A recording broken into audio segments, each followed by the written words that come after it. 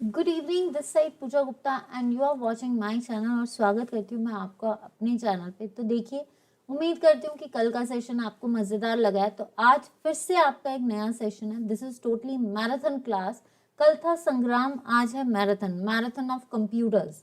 कि marathon of, इसमें maximum to maximum questions पूछे गए हैं कंप्यूटर्स के। कल भी थे, कल थोड़े कम थे।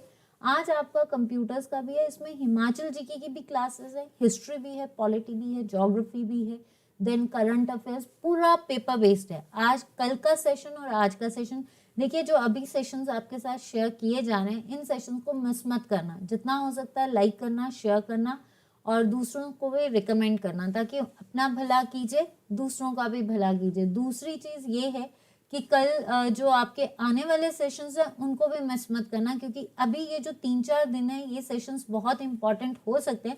अगर बाय द वे सेशन में से कोई भी क्वेश्चंस आ गए तो कहीं ये ना हो कि आपके मिस हो जाए। कोशिश मैं अपनी तरफ से करूंगी, मैं अपना 1% दूंगी, आपका 99% आपकी तैयारी है। और आज का सेशन में एक्सप्लेनेशन है, कल से जो सेशंस होंगे उनमें एक्सप्लेनेशंस नहीं होंगी। This is the marathon class. Let's see कितना कवर करती है ये। ठीक है, बस इतना बता दीजिए कि आपको मजा आ रहा है। ठीक है, आप बोर नहीं होने चाहिए। ठीक है, तो फर्स्ट क्वेश्चन हम आपके आगे देखते हैं। Sach pass is located in which of the following districts.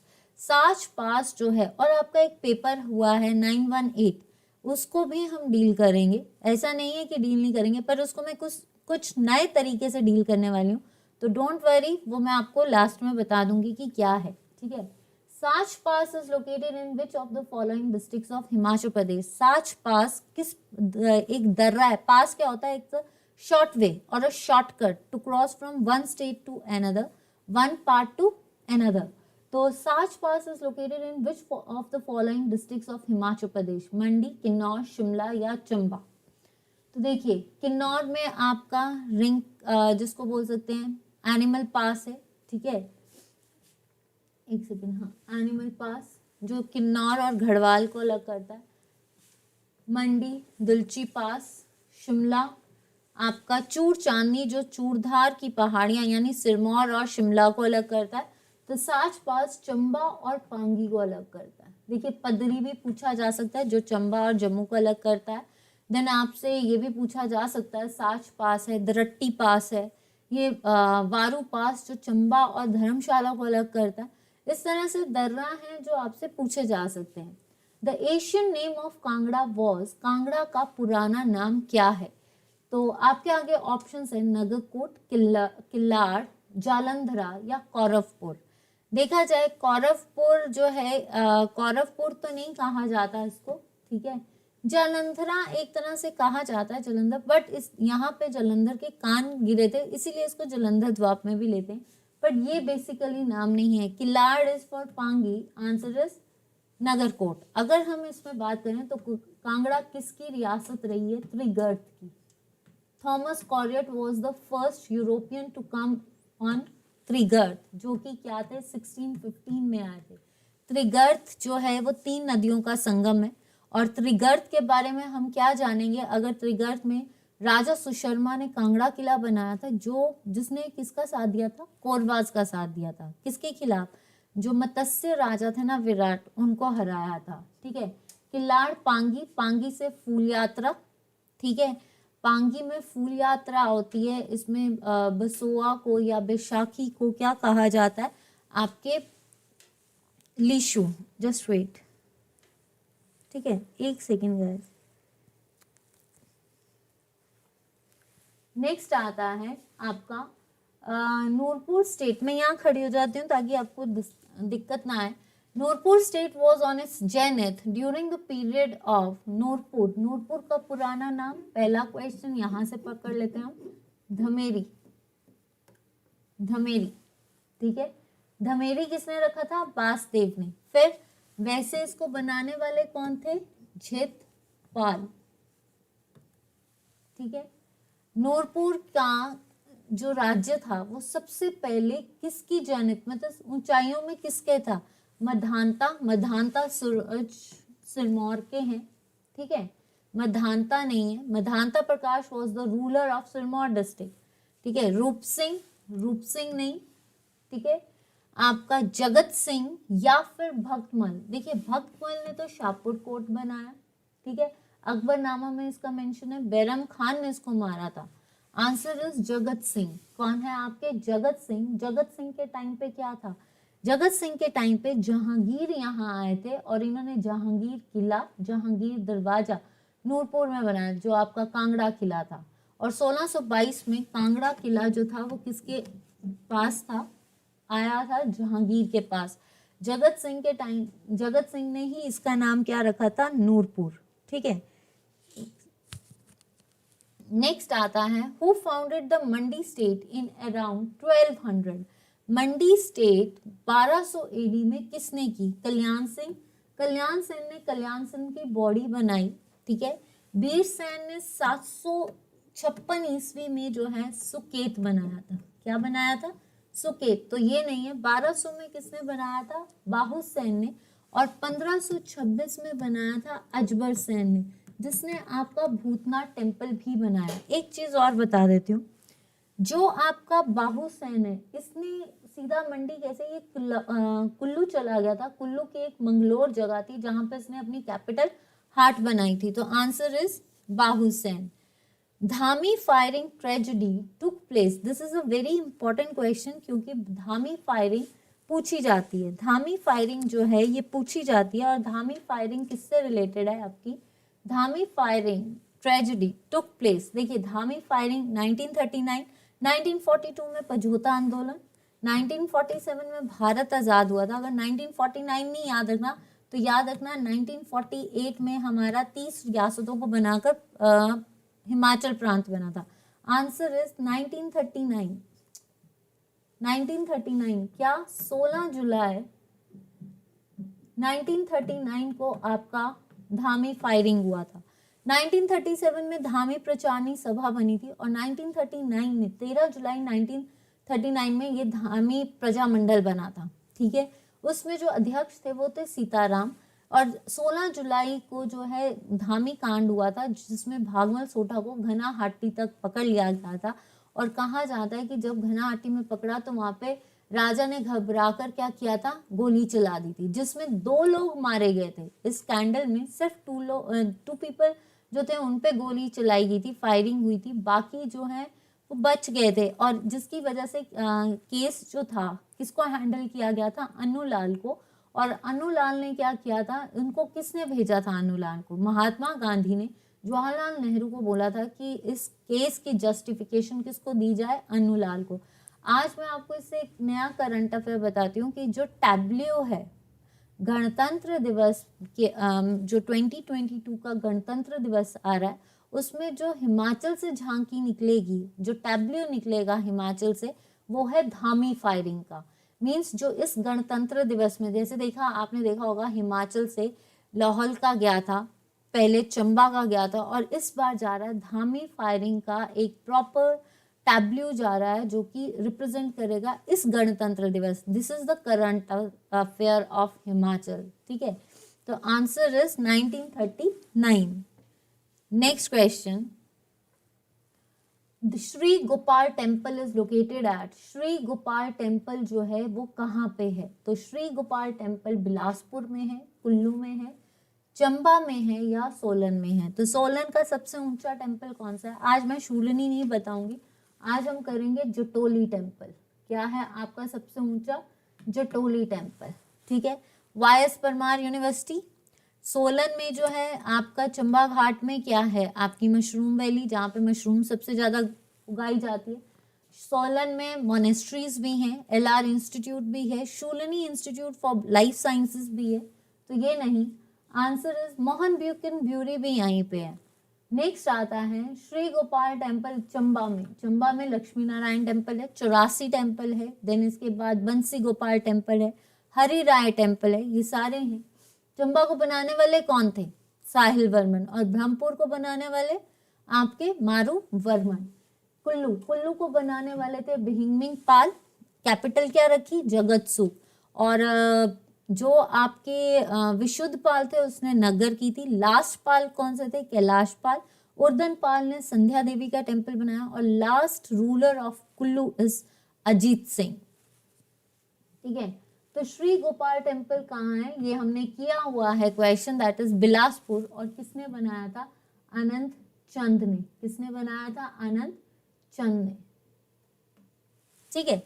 Next question, who installed the idol of Raghunath ji in Kullu in 1653।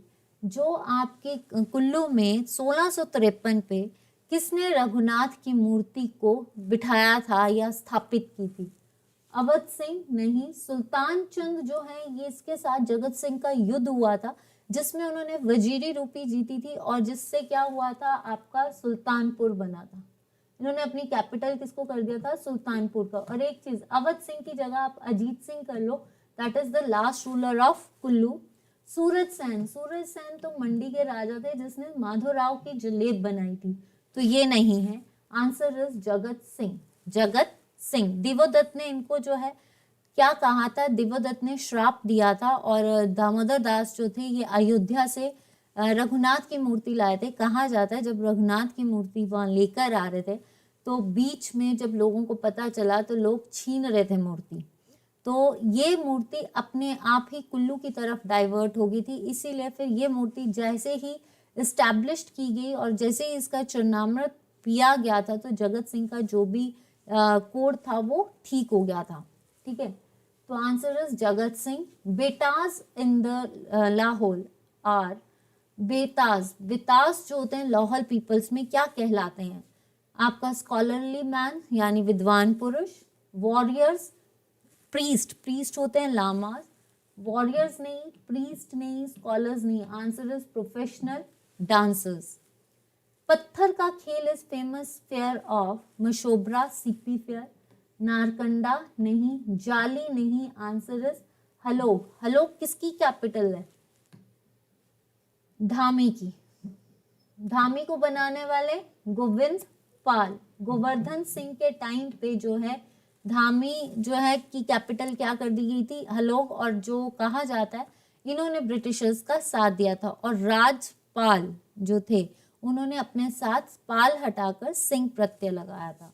तो यहाँ तक क्लियर है। देखिए आज मैं बिल्कुल सिंपल ले रही हूँ, ठीक है, ताकि आप बोर ना हो। The old name of Bharmour was, क्या आएगा, बियासपुर। बियासपुर नाम था आपका बिलासपुर और बिलासपुर का पुराना नाम क्या था, कहलूर, जिसको बीरचंद ने बनाया। और व्यासपुर किसने बनाया था, दीपचंद ने, जिसने ढोलरा महल। नहाड़ी टेम्पल भी इन्होंने बनाया है, नहाड़ी पैलेस जिसको बोलते हैं। कहा जाता है कि जब दीपचंद की शादी हो रही थी तो जो इनकी रानी थी, जैसे इनकी डोली उठाई गई तो वो डोली उठ नहीं रही थी। क्यों, क्योंकि कहा जाता है कि जो प्रीस्ट थे उन्होंने ये कहा था कि जो वो रानी थी उनका एक गुरु था, वो किसी के लिए डिवोटेड थे, दैट इज नहारी। और जैसे ही वो मूर्ति या जैसे ही नहारी मूर्ति को अपने साथ लेकर गए तब से जो है, इसीलिए कहा जाता है ये ढोलरा महल बनाया, नहाड़ी पैलेस तब बनाया गया है बिलासपुर में। ठीक है, ब्रह्मपुर, कीर्तराम, बैजनाथ। बैजनाथ एक जगह है जहां पे आपका दशहरा नहीं मिलता, धमेरी, नूरपुर। ठीक है, तो answer is Brahmpur. Shri Lakshmi Narayan temple group of temples are located at, देखिए कितने क्वेश्चंस आज चंबा से पूछे गए हैं। तो ब्रह्मपुर आपको मैंने बताया था, अयोध्या से राजा आया था मारूवर्मन, जहाँ इसने, और ये सूर्यवंशी राजा था जिसने हिमाचल में ब्रह्मपुर अपनी कैपिटल बनाई थी 550 में। Shri Lakshmi Narayan group of temples, Lakshmi Narayan group of temples कितने हैं, 6। ये कहाँ पे है, किसने बनाया है, साहिल वर्मन ने। कहा जाता है जो उसकी मूर्ति है विष्णु की, वो विष्णु की मूर्ति जो है युगांकर वर्मन लाए थे। कितने बेटे थे इनके, 99, और 10 बेटे थे इनके। ठीक है, तो जिसमें से युगांकर वर्मन जो है लक्ष्मी नारायण की मूर्ति को बाहर से लाए थे। अब देखा जाए तो भरमौर जो कहा जाता है चंपावती, इनके जो योगी गुरु थे वो थे चरपटनाथ। तो Lakshmi Narayan group of temples जो है भरमौर में नहीं है, भरमौर में आपका एकमात्र कहा जाता है यमराज का टेम्पल पूरे वर्ल्ड में कहाँ पे है, आपके भरमौर में है। देन इसके बाद शक्ति देवी मंदिर है, 84 temples, that is the group of छोटे छोटे टेम्पल्स है। गणेश टेम्पल है, ठीक है। मंडी, मंडी में भूतनाथ टेम्पल, पंचवक्त्र टेम्पल है आपका, देन दमदमा महल है। फिर आपका नाहन, नाहन में जैसे रेणुका जी मंदिर है, तो आंसर इज चंबा। आंसर क्या है आपका? चंबा। मणिमहेश टेम्पल भी है, और अगर मणिमहेश कहा जाता है, मेला लगता है, कहाँ पे लगता है? चंबा में लगता है। मणिमहेश का मतलब क्या है कि यहाँ पे जो शिवजी हैं वो किस रूप में विराजे हैं? मणि के रूप में। Which Mughal emperor erected a mosque inside the Kangra fort? Kangra किले के अंदर किस मुगल सुल्तान ने मस्जिद बनाई थी? अकबर ने। अकबर ने जयचंद को जो है कहा जाता है अपना बंदी बनाया था, और अकबर ने जो है उसका मतलब जिसे कह सकते हैं उसके खिलाफ प्रोटेस्ट 1572 में किसने की थी? विधि चंद ने। और अगर अकबर की बात करें तो तोडरमल को यहाँ भेजा था कांगड़ा में, जैसे लैंड नपाई के लिए, ठीक है, ये नहीं है। अकबर कुल्लू भी आया है, राइट, और कांगड़ा में इन्होंने जो है छत्र भी चढ़ाया है। नेक्स्ट आता है जहांगीर, शाहजहां नहीं, औरंगजेब नहीं, आंसर इज जहांगीर। देखिए, अगर औरंगजेब की बात करूं तो इन्होंने छतर सिंह को मैसेज या ऑर्डर दिया था कि सारे टेम्पल्स को डेमोलिश कर दिया जाए, लेकिन छतर सिंह ने इनकी बात नहीं मानी। तो ये क्वेश्चन भी आता है किसने जो है औरंगजेब की बात मानने से मना कर दिया था? वो थे छतर सिंह, ठीक है। तो आंसर इज आपका जहांगीर। कांगड़ा किला पे जहांगीर दरवाजा और जहांगीर किला किसने बनाया है? जहांगीर ने बनाया है। कहाँ पे? नूर, और इसी की बेसिस पे नूरपुर का नाम, इनकी रानी की बेसिस पे नूरपुर का नाम पड़ा था। Which is the executing agency of Baspa 2 hydro electric project of Himachal Pradesh? जो आपका बसपा 2 हाइड्रो इलेक्ट्रिक प्रोजेक्ट है वो कहाँ पे है? पट्टीगिरी, पट्टीगिरी नहीं है। डीएसएल पे आपका सरबारी प्रोजेक्ट है जो कि कुल्लू में बन रहा है। JP hydro project, JP hydro project जो है ये बन रहा है आपका बसपा, बसपा हिल से निकलती है और सतलुज में कहाँ जाकर मिलती है? सतलुज से करछम, और करछम में क्या है आपका? Ship breeding farm. करछम में जो है ये कहाँ पे पड़ता है? आपके किन्नौर में, ठीक है, ये याद रखना। तो आंसर इज आपका जेपी। आंसर क्या आएगा? JP. HP state electricity board was established in which year? देखिए, आपको यहाँ से क्या क्वेश्चन पढ़ सकता है? पहला कि सबसे पुराना प्रोजेक्ट कौन सा है? शानन प्रोजेक्ट है, जो कि है वेस्टर्न हिमालयज में, लेकिन इसको एग्जीक्यूट करता है पंजाब। और वैसे ये है कहाँ पे? मंडी में है, जोगिंदर नगर पे। ऊल प्रोजेक्ट, ऊल नदी ट्रिब्यूटरी जो है ब्यास की, उस पे है। 2024 में इसको 100 ईयर्स हो जाएंगे। 1927 में ये कमीशन हुआ था, बनाना शुरू हुआ था, और 1932 में ये कमीशन हो गया था। अब क्या है जो आपका उसके बाद जो पहला इलेक्ट्रिसिटी, जब इलेक्ट्रिसिटी डेवलपमेंट हुई थी हिमाचल में, तो पहला प्रोजेक्ट कौन सा था? गिरी प्रोजेक्ट। पहला कौन सा था? गिरी प्रोजेक्ट, ठीक है। और दूसरा अगर बताएं सबसे ऊंचा कौन सा है? रोंगटोंग। और सबसे बड़ा कौन सा है? आपका पार्वती प्रोजेक्ट। तो आंसर, और पार्वती प्रोजेक्ट किस पे बना है? आपका पार्वती नदी पे बना है। कहाँ से निकलती है? मंतलाई झील से निकलती है और शमशी में जाकर ब्यास से मिलती है। फिर उसके बाद अगर आपसे पूछ लिया जाए तो जैसे एक और प्रोजेक्ट है, जैसे इसमें प्रोजेक्ट से बहुत क्वेश्चन आते हैं, बनवा प्रोजेक्ट, गज प्रोजेक्ट, ये सारे आएंगे। देन उसके बाद रोंगटोंग प्रोजेक्ट हाईएस्ट है।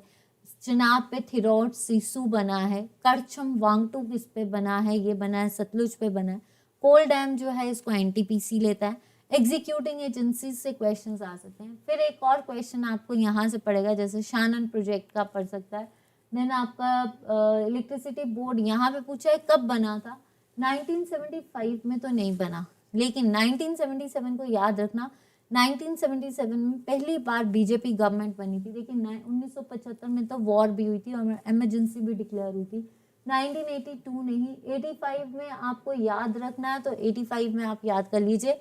आपका क्या कहते हैं इसको, वाई.एस. परमार यूनिवर्सिटी बनी थी।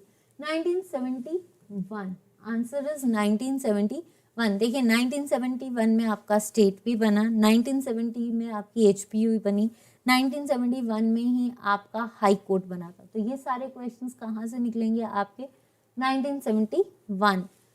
Which airport of HP become operational in 1989? देखिए झुब्बरहट्टी, सोलन, शिमला में बोलते हैं वैसे, गग्गल या भुंतर। भुंतर कुल्लू में है, आंसर इज गग्गल। सबसे बड़ा एयरपोर्ट कौन सा है? गग्गल, जो कि कांगड़ा में है। भुंतर, जो कि कुल्लू में है। जुब्बरहट्टी, जो कि शिमला में है। और अब जो बन रहा है इंटरनेशनल एयरपोर्ट, वो नागचला मंडी में बन रहा है।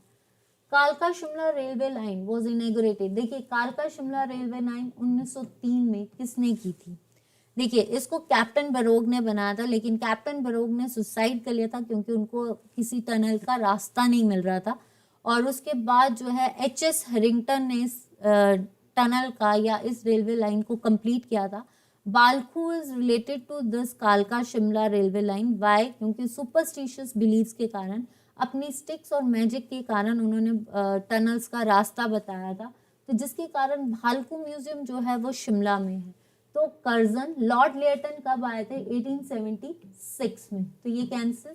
लॉर्ड डलहौजी ने 1850-51 में आपकी क्या बनाई थी? हिंदुस्तान तिब्बत रोड, और ये चीनी में रहते, ये डलहौजी भी आए हैं, ठीक है। लॉर्ड रिपन ने 1885 में रिपन हॉस्पिटल बनाया, जो कि 1888 में क्या गवर्नमेंट को दिया गया डफरिन के द्वारा, और 1990 में इसको दीनदयाल हॉस्पिटल बना दिया। Answer is Lord Curzon. Curzon ने अपनी बेटी के नाम से क्या बनाया? नालदेहरा कोर्स, 9 गोल्फ कोर्स, जो कि नालदेहरा में है, ठीक है। तो ये याद रखना।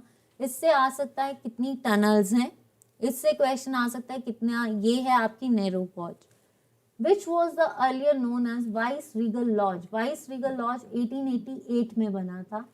मैनर विले, ये अमृत कौर का था। होम्स नहीं, answer is Indian institute of advance sciences, जो कि 1965 में इसका नामकरण किया गया था, ठीक है। यहाँ तक किस किस को भाई मजा आ रहा है और पढ़ने में अच्छा लग रहा है?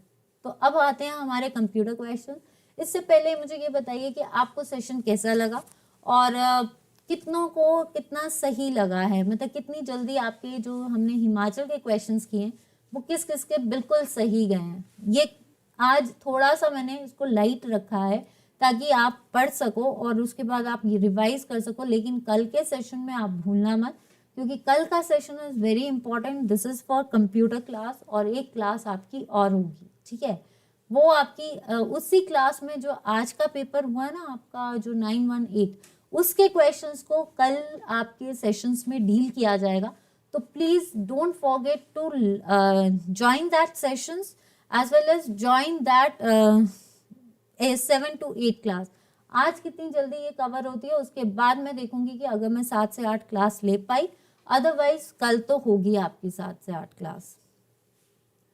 पर कल का सेशन इसको बोल सकते हैं आप महा मैराथन भी है, क्योंकि सारे कंप्यूटर अलग होगा एक कंप्यूटर सेशन, और this session is very important because it's totally based on the latest papers of 2021। तो कोई भी क्वेश्चन, क्योंकि पिछली बार जो पेपर हुआ था वो पिछला जो कंप्यूटर प्रोग्रामर पेपर हुआ था ना इसमें 2020 में, उससे क्वेश्चंस को इंक्लूड किया गया था। ऑरेकल इज एन क्या है? Operating system, word processor, database software, या नन ऑफ दीज? जल्द से जल्द बताएं। अब देखेंगे कि आपको कितनी तैयारी है, ठीक है, आपकी कितनी तैयारी है। तो देखिए आपका एन ऑपरेटिंग सिस्टम क्या होता है? Is the connection between software and hardware. जो हार्डवेयर और सॉफ्टवेयर को कनेक्ट करके चलता है वो है आपका ऑरेकल। ऑरेकल जो है ये पहला डेटाबेस सिस्टम है, और डेटाबेस सिस्टम किस पे डिपेंड करता है? आपका डेटास पे।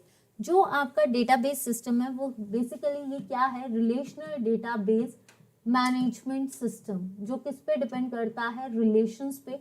और रिलेशंस क्या होते हैं? आपके टेबल्स, ठीक है। Cardinal entity, that is the real objects.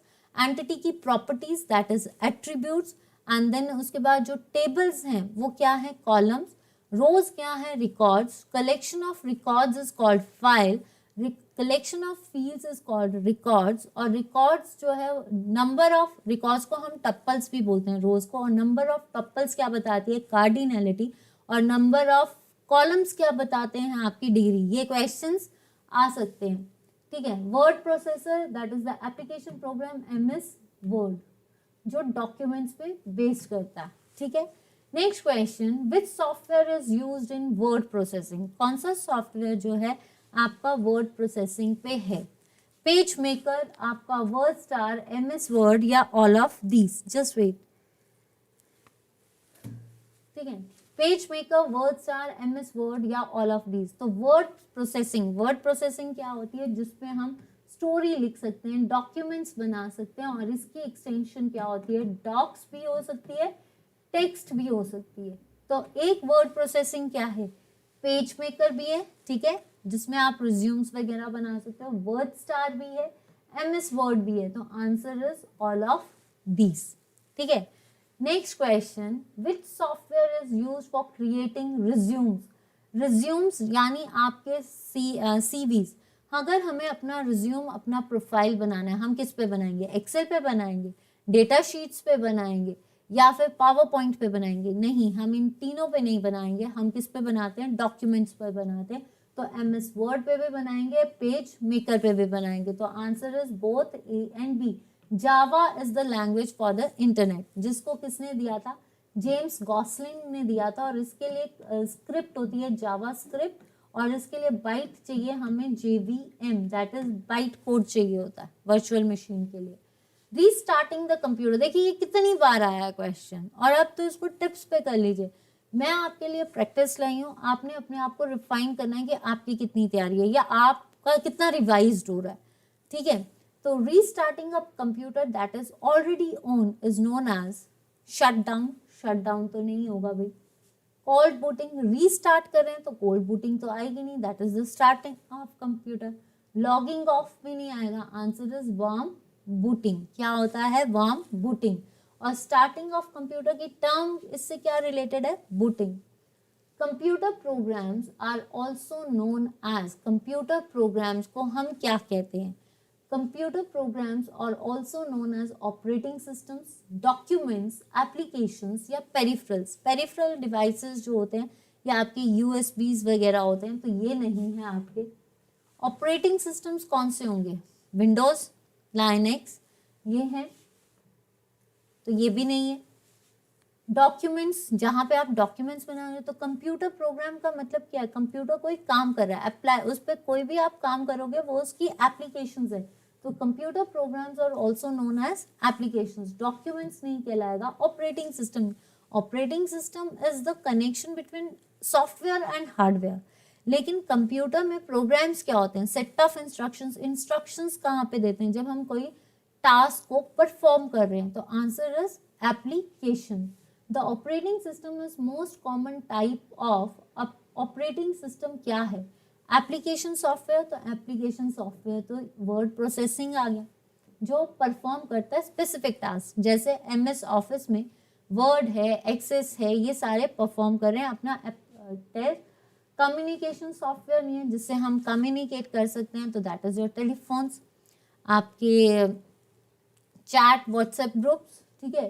तो answer is system software. Operating system क्या है आपका? System software. नेक्स्ट क्वेश्चन आता है, आपको एप्लीकेशन पता चल गई। एप्लीकेशन वर्ड प्रोसेसिंग मतलब जिसमें हम डॉक्यूमेंट्स लिख रहे हैं, ठीक है। The human readable version of program is, first of all program क्या है? That is your set of instructions, ठीक है। सेट ऑफ इंस्ट्रक्शंस को हम क्या बोलते हैं? प्रोग्राम। तो जो प्रोग्राम ह्यूमन इजीली रीड कर लेगा वो क्या होता है? कंप्यूटर क्या रीड करता है? Machine language. और मशीन लैंग्वेज हमेशा क्या होता है? Object code. मशीन लैंग्वेज कौन सी होती है? बाइनरी डिजिट्स, और बाइनरी डिजिट्स में हमारा आता है 0 और 1, that is bits. Object code इसको बोलते हैं। इसका मतलब हमें जब अगर हम सोर्स देंगे तभी ऑब्जेक्ट बनेगा। तो ह्यूमन क्या समझता है? सोर्स समझता है। तो answer is source, that is your higher level languages. और हायर लेवल लैंग्वेजेस से लोअर लेवल लैंग्वेजेस को कन्वर्ट करने के लिए हमें क्या चाहिए? आपके कंपाइलर्स, मिड लेवल से लो लेवल तक असेंबलर्स। प्रोग्राम कोड नहीं, ह्यूमन कोड नहीं, सिस्टम कोड नहीं। Answer is source code. Source code में जैसे आपने कोई भी लैंग्वेज देनी है, हम कुछ भी लिख रहे हैं, जैसे हम कुछ भी टाइप कर रहे हैं, ये कुछ भी टाइप हो रहा है, कंप्यूटर अंदर जाकर इसको जो प्रोसेसिंग होगी, तो यहाँ पे कंपाइलर जो होगा हाई लेवल लैंग्वेज का, उसको क्या करेगा? अंदर जाकर प्रोसेसिंग के बाद जो कंप्यूटर अपनी भाषा समझता है उस पर समझाना। जैसे इसमें एक एग्जाम्पल से समझ सकते हैं, कि हम किसी को कुछ समझा रहे हैं, लेकिन जब तक उनको उनकी भाषा में समझाए ना तो उनको समझ नहीं आता, ठीक है। तो जैसे कई लोग हैं जिनको जिस तरह की लैंग्वेज होती है, जहाँ पे आप रह रहे हो वहाँ पे नॉर्मल जैसे उनकी लोकल लैंग्वेज होती है उसमें समझ आता है, तो वो उनका सोर्स है कि आप उनको किस तरह से, कई लोगों को इजीली इंग्लिश समझ आ जाती है, कईयों को हिंदी नहीं समझ आती, कईयों को इंग्लिश समझ नहीं आती, कईयों को लोकल लैंग्वेज समझ आती है। तो लोकल आप उसको उसकी जो जिस वे से वो समझना चाहते हैं आप वो सोर्स पकड़ते हो। तो वैसे ही ह्यूमन रीडेबल प्रोग्राम क्या होगा जिससे ह्यूमन समझ सकता है। हमें डिजिट्स नहीं समझ आएंगे, कंप्यूटर के बाइनरी डिजिट्स नहीं आएंगे, हमें क्या समझ आएगा, सोर्स कोड। नेक्स्ट आता है what disk is used to cold boot a PC. हमें अगर हमने अपने पीसी को कोल्ड बूटिंग करनी है, कोल्ड बूटिंग मतलब हमने स्टार्ट करना है, तो हम क्या कौन सी डिस्क लेंगे, सेटअप डिस्क नहीं, डायग्नोस्टिक। ये परफॉर्म को तो करती हैं फंक्शन सारे, लेकिन पर्टिकुलरली मतलब जिसको बोल सकते हैं हर फंक्शन करती हैं, लेकिन जो आपका सिस्टम डिस्क है ये आपका स्पेसिफिकली फंक्शंस भी करता है, लेकिन इसके साथ और चीज़ों को भी एक्टिवेट करता है, that is called system disk. Compiling creates and this is very important question. Compiling क्या होती है, अभी मैंने आपको बताया हाई लेवल से लो लेवल लैंग्वेज, तो प्रोग्राम स्पेसिफिकेशन, सब रूटीन, एल्गोरिदम, एल्गोरिदम्स जो होती हैं दैट इज कैलकुलेशंस, और ये बेसिकली ALU यूनिट जो कि CPU का पार्ट होता है, CU एज वेल एज आपका ALU यूनिट यानी एल्गोरिदम लॉग, आपकी अरिथमेटिक लॉजिक यूनिट जो आपके एल्गोरिदम्स को परफॉर्म करती है। It's the executing program, it's the execution program. Next slide पे चलने से पहले जल्द से जल्द मुझे ये बताओ कि आपको यहाँ तक सेशन कैसा लग रहा है। अगर देखिए कल के सेशन में मैंने देखा आप ज़्यादा लोग कई लोग शेयर किया है, जिन्होंने शेयर किया थैंक यू सो मच, जिन्होंने लाइक किया है तहे दिल से थैंक यू कि आपने मेरे साथ 2 घंटे मुझे झेला है, या फिर 2 घंटे जो हैं आपने मेरे साथ लगाए हैं। तो सिंपल सी चीज़ है, थैंक यू सो मच। और आज के सेशन को भी जितना आपने आज कल शेयर किया था इससे ज़्यादा शेयर कीजिए, ताकि मैं अपने आप में जैसे बोल सकते हैं ना एक मोटिवेशन का काम होता है कि हाँ यार बच्चे आ रहे हैं समझ रहे हैं तो मुझे और अच्छा करना है, तो वैसे ही आपके साथ मैं खड़ी रहूँ। और आपका एक लाइक, एक शेयर, एक व्यूअर भी बढ़ता है ना तो बहुत बड़ी मोटिवेशन मिलती है कि नहीं अच्छा लग रहा है, वरना ऐसे लगता है कि आपको समझ ही नहीं आ रहा है। तो प्लीज़ अगर आपको सेशंस अच्छे लगते हैं तो इट्स अ रिक्वेस्ट कि लाइक कीजिए, शेयर कीजिए, चैनल को सब्सक्राइब कीजिए। और आज जो मैराथन क्लास है उसमें जितना हो सकता है सभी आप अपने फ्रेंड्स को बोल सकते हो जो JOA ज्वाइन कर रहे हैं, जिनको JOA चाहिए और जो आपसे पूछ रहे हैं कि JOA की तैयारी कहाँ करें, तो उनको भी रिकमेंड कीजिए ताकि उनका भी भला हो सके। तो ये चीज़ कीजिए। सेकेंड, आपका आज का सेशन और कल के 2 सेशंस जरूर आप देखिए। साथ ही साथ जिस दिन पेपर होता है प्लीज़ शेयर करना, और अगर पेपर नहीं आया तो ये मत बोलना मैम आपका पढ़ाया नहीं हुआ, मैं अपनी तरफ से कोशिश करती हूँ, बाकी पेपर डालने वाला जाने वो क्या डालता है, ठीक है। नेक्स्ट क्वेश्चन है आपका,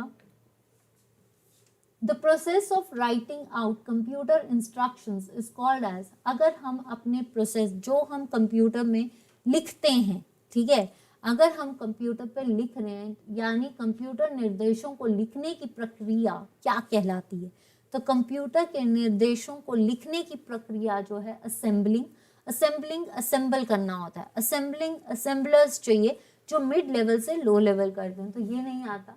कंपाइलिंग, ये हाई से मिड लेवल पे जाता है या लो लेवल पे, कंपाइलर्स चाहिए, इसके लिए असेंबलर्स चाहिए। एग्जीक्यूट करना, ठीक है, ये नहीं आएगा।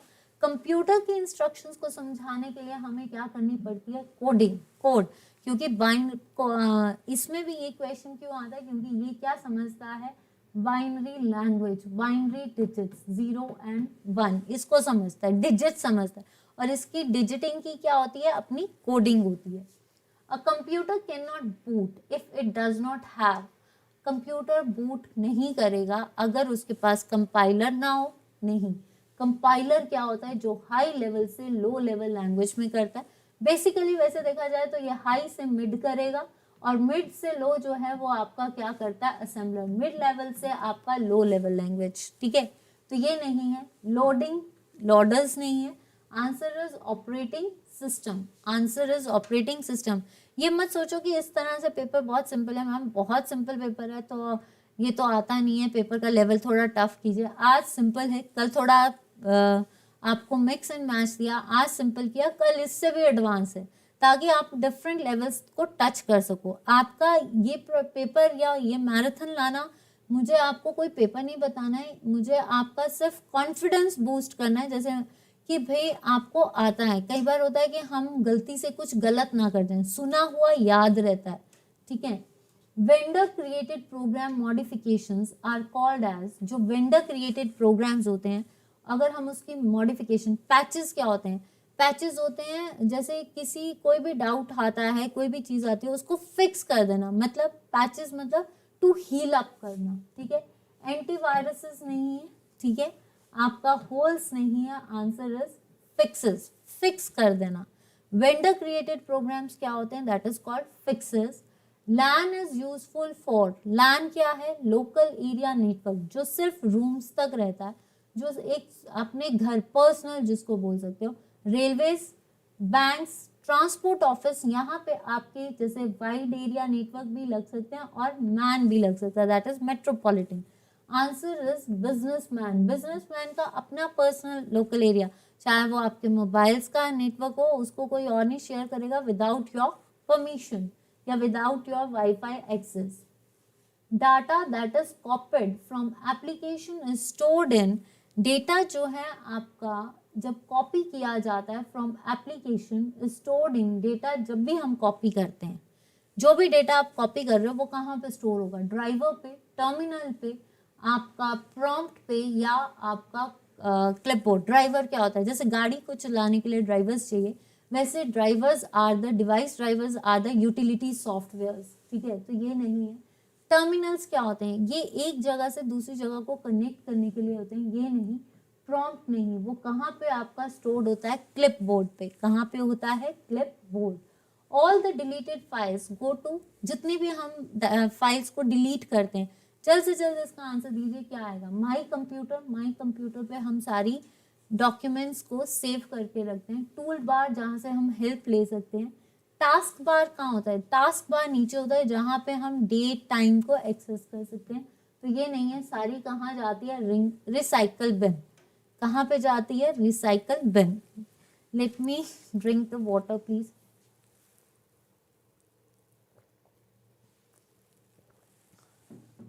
Thank you. What menu is selected to cut, copy and paste, मतलब कौन सा मेन्यू हम कट, कॉपी, पेस्ट में, मतलब कौन सा मेन्यू हम सिलेक्ट करना है अगर हमें कोई चीज कट करनी है, कॉपी करनी है। देखिए कट के लिए हम क्या लगाते हैं, control plus X, cut, C for copy, V for paste, control plus C copy, control plus V paste, control plus A that is select all, control plus z undo, y redo, then s is save। तो यहाँ पे अगर हमने करना है file में जाकर, file में तो हमारी सारी इंफॉर्मेशंस होती हैं जहाँ पे हम अपने डॉक्यूमेंट्स को वो करते हैं। टूल्स, यहाँ से हम हेल्प लेते हैं, टेबल्स नहीं। आंसर इज एडिट, क्या आएगा, एडिट में जाकर आप कट कर सकते हो, कॉपी कर सकते हो और पेस्ट कर सकते हो।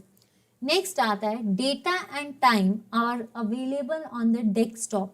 आपका ये डेस्कटॉप है मान लीजिए, तो डेट और टाइम आपको कहाँ पे मिलेगी, हेड पे, टाइटल पे, मेन्यू बार्स पे यानी होम जो रिबन्स होते हैं वहां पे, या डाउनफॉल में, ठीक है।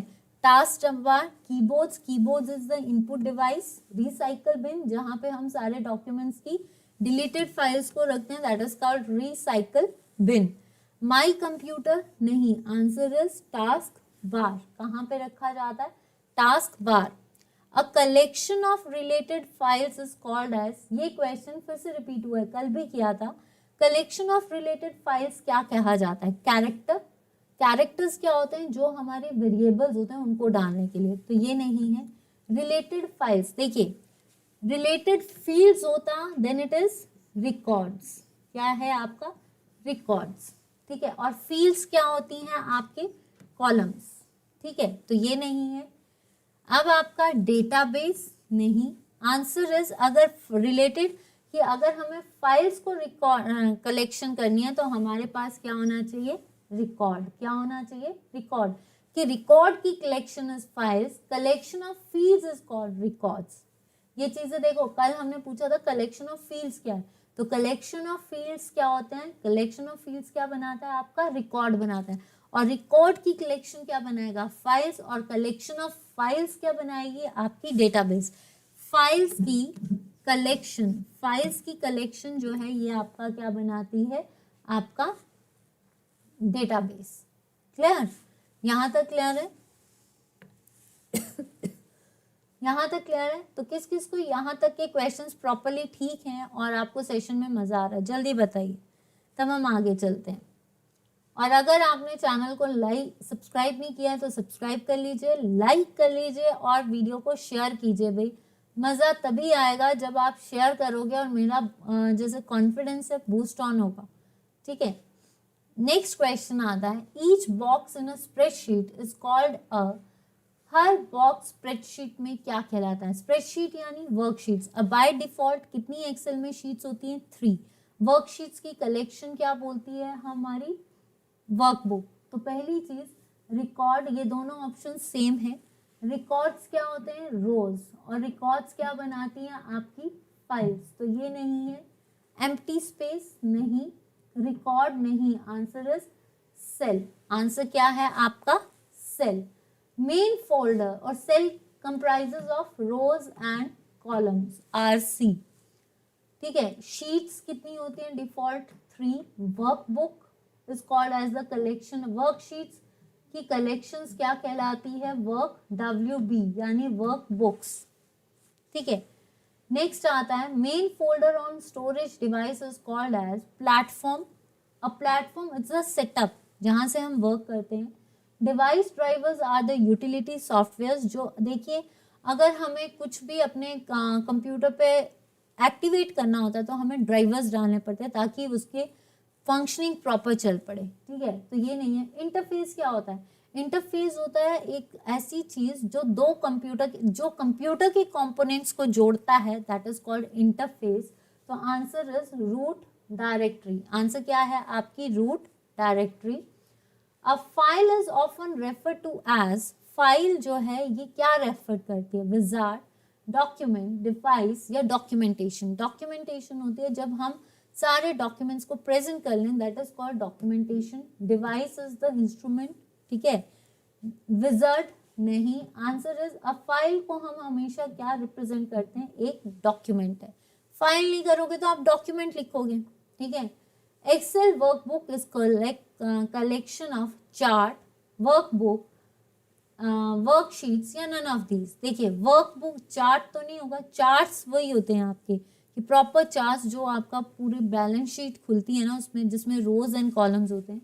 और वर्कबुक क्या, वर्ड बुक। वर्ड बुक का मतलब क्या है, जहाँ पे आप अपना सारा डॉक्यूमेंट लिखोगे, that is your word book. ठीक है, जहाँ पे आप वर्ड्स डॉक्यूमेंट्स लिख सकते हो, that is your word book.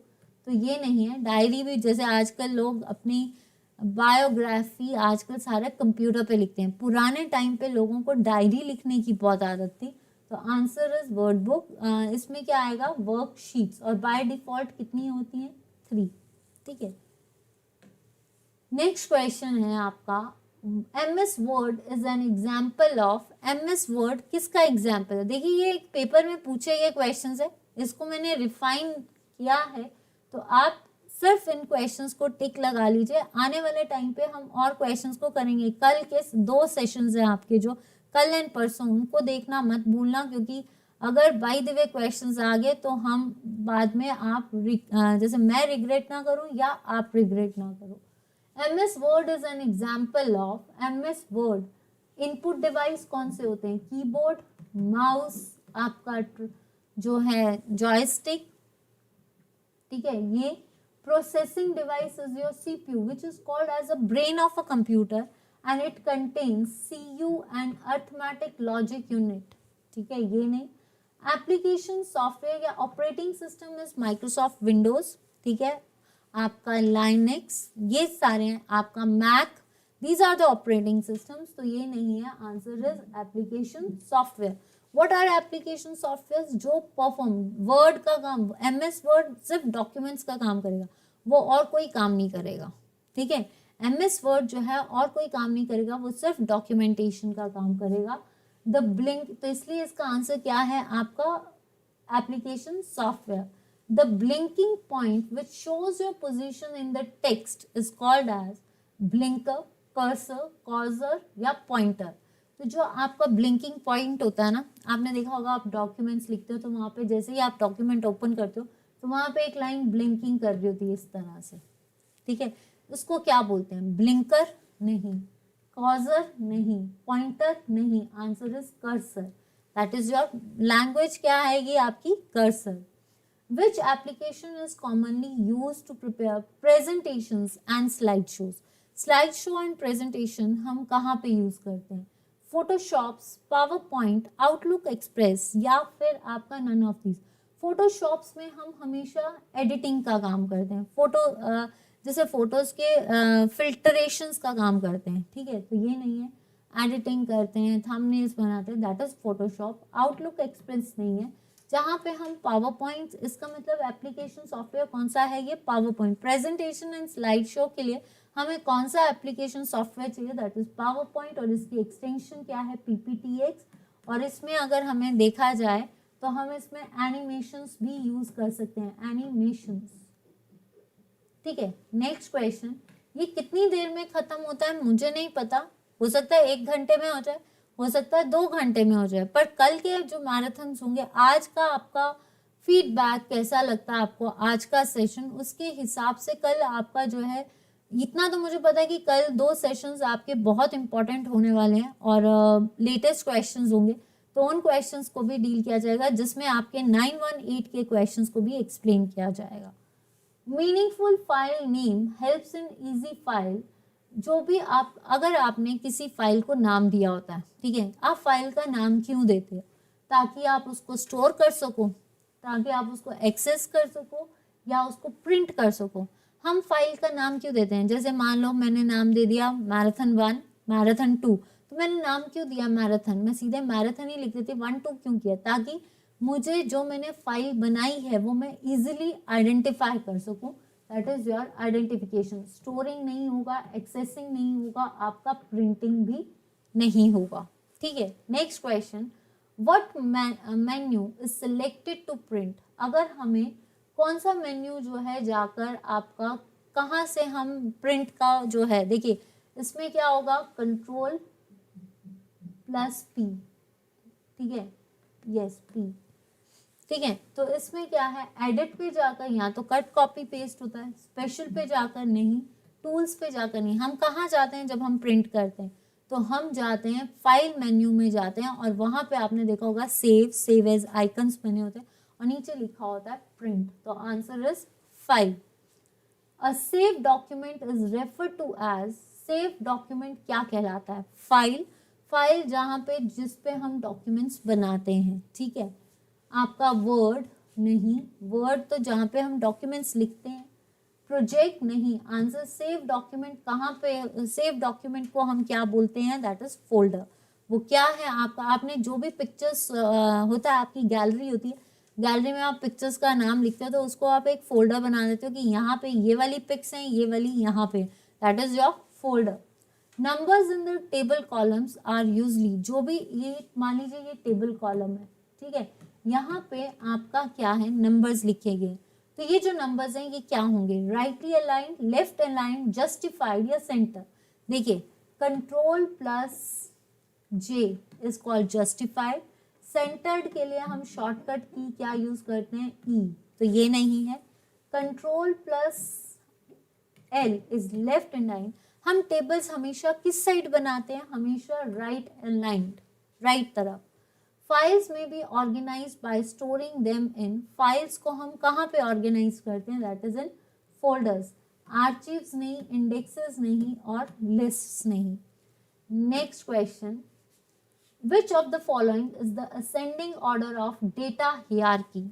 आपने डेटा हियरार्की में छोटे से बड़ा, सबसे छोटा, फिर उससे बड़ा, फिर उससे बड़ा, एक हियरार्की में लिखना है, असेंडिंग ऑर्डर, नीचे से ऊपर की तरफ। तो सबसे पहले हम क्या लिखेंगे, bit byte field record, field byte bit record, bit byte record field, या बाइट बिट। सबसे छोटी यूनिट कंप्यूटर की क्या है, बिट। उसके बाद बिट्स के बाद क्या आता है, बाइट्स, ठीक है, 8 बाइट्स। फिर 8 बाइट्स के बाद क्या बनेगी, कलेक्शन ऑफ फील्ड। आपकी बाइट्स के बाद क्या है, फील्ड्स। कॉलम्स क्या है, फील्ड्स बनाते हैं, और फील्ड्स, कलेक्शन ऑफ फील्ड्स क्या होगी, आपका records. And collection of records के बाद क्या आएगा, आपका फाइल। और फाइल के बाद क्या आएगा, आपका डेटाबेस। तो राइट ऑप्शन इज ए। ये नहीं है, ये भी नहीं है, और ये भी नहीं है, ठीक है। Computer for the personal use is, computer जो है आपका पर्सनल यूज के लिए is mini computer, micro computer, main frame computer, या सुपर कंप्यूटर। पहला सुपर कंप्यूटर कौन सा था, सीडीसी। क्रे भी था, ठीक है, क्रे ने बनाया था सीडीसी 600। और इंडिया में कौन सा है, परम, ठीक है, बिटाकर ने बनाया है। और अगर देखा जाए आपका फ्यूगाको इज द फास्टेस्ट, जो कि जापान में बना है। तो आपका क्या है, मिनी कंप्यूटर नहीं, मेन फ्रेम कंप्यूटर्स होते हैं, मेन जो बड़ी बड़ी इंडस्ट्रीज में यूज करते हैं, वो नहीं है। कंप्यूटर हम जो पर्सनल यूज के लिए करते हैं वो है हमारा माइक्रो कंप्यूटर, यानी पोर्टेबल कंप्यूटर। इसको हम पोर्टेबल भी बोल सकते हैं, जैसे आपका लैपटॉप, टैबलेट, टैब, पीसी, जो आपका जैसे पर्सनल कंप्यूटर में आपका लैपटॉप आ गया, पर्सनल डिजिटल असिस्टेंट आ गया, टैब आ गया, मोबाइल फोन्स आ गए, ये सारे पोर्टेबल हैं। और पोर्टेबल कंप्यूटर्स हमेशा किस में आते हैं, माइक्रो कंप्यूटर्स में। Father of computer is called as Marconi, Edison, या चार्ल्स बेबेज। तो answer is Charles Babbage, answer is Charles Babbage. Let me drink the water. Modern computer was developed in, modern computer कब develop किया गया,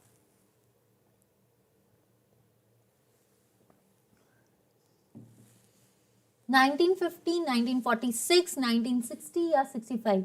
जो modern computers थे वो हमेशा, सबसे पहला कंप्यूटर कहाँ आया था, 1946 में। और पहला कंप्यूटर कौन सा था, इनियाक, ठीक है।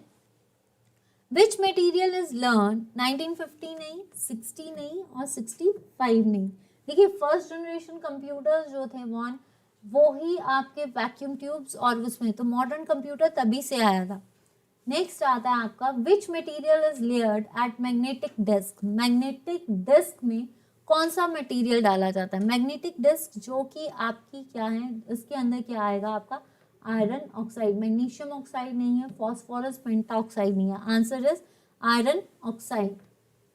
Next, how many arrow keys are there in computer.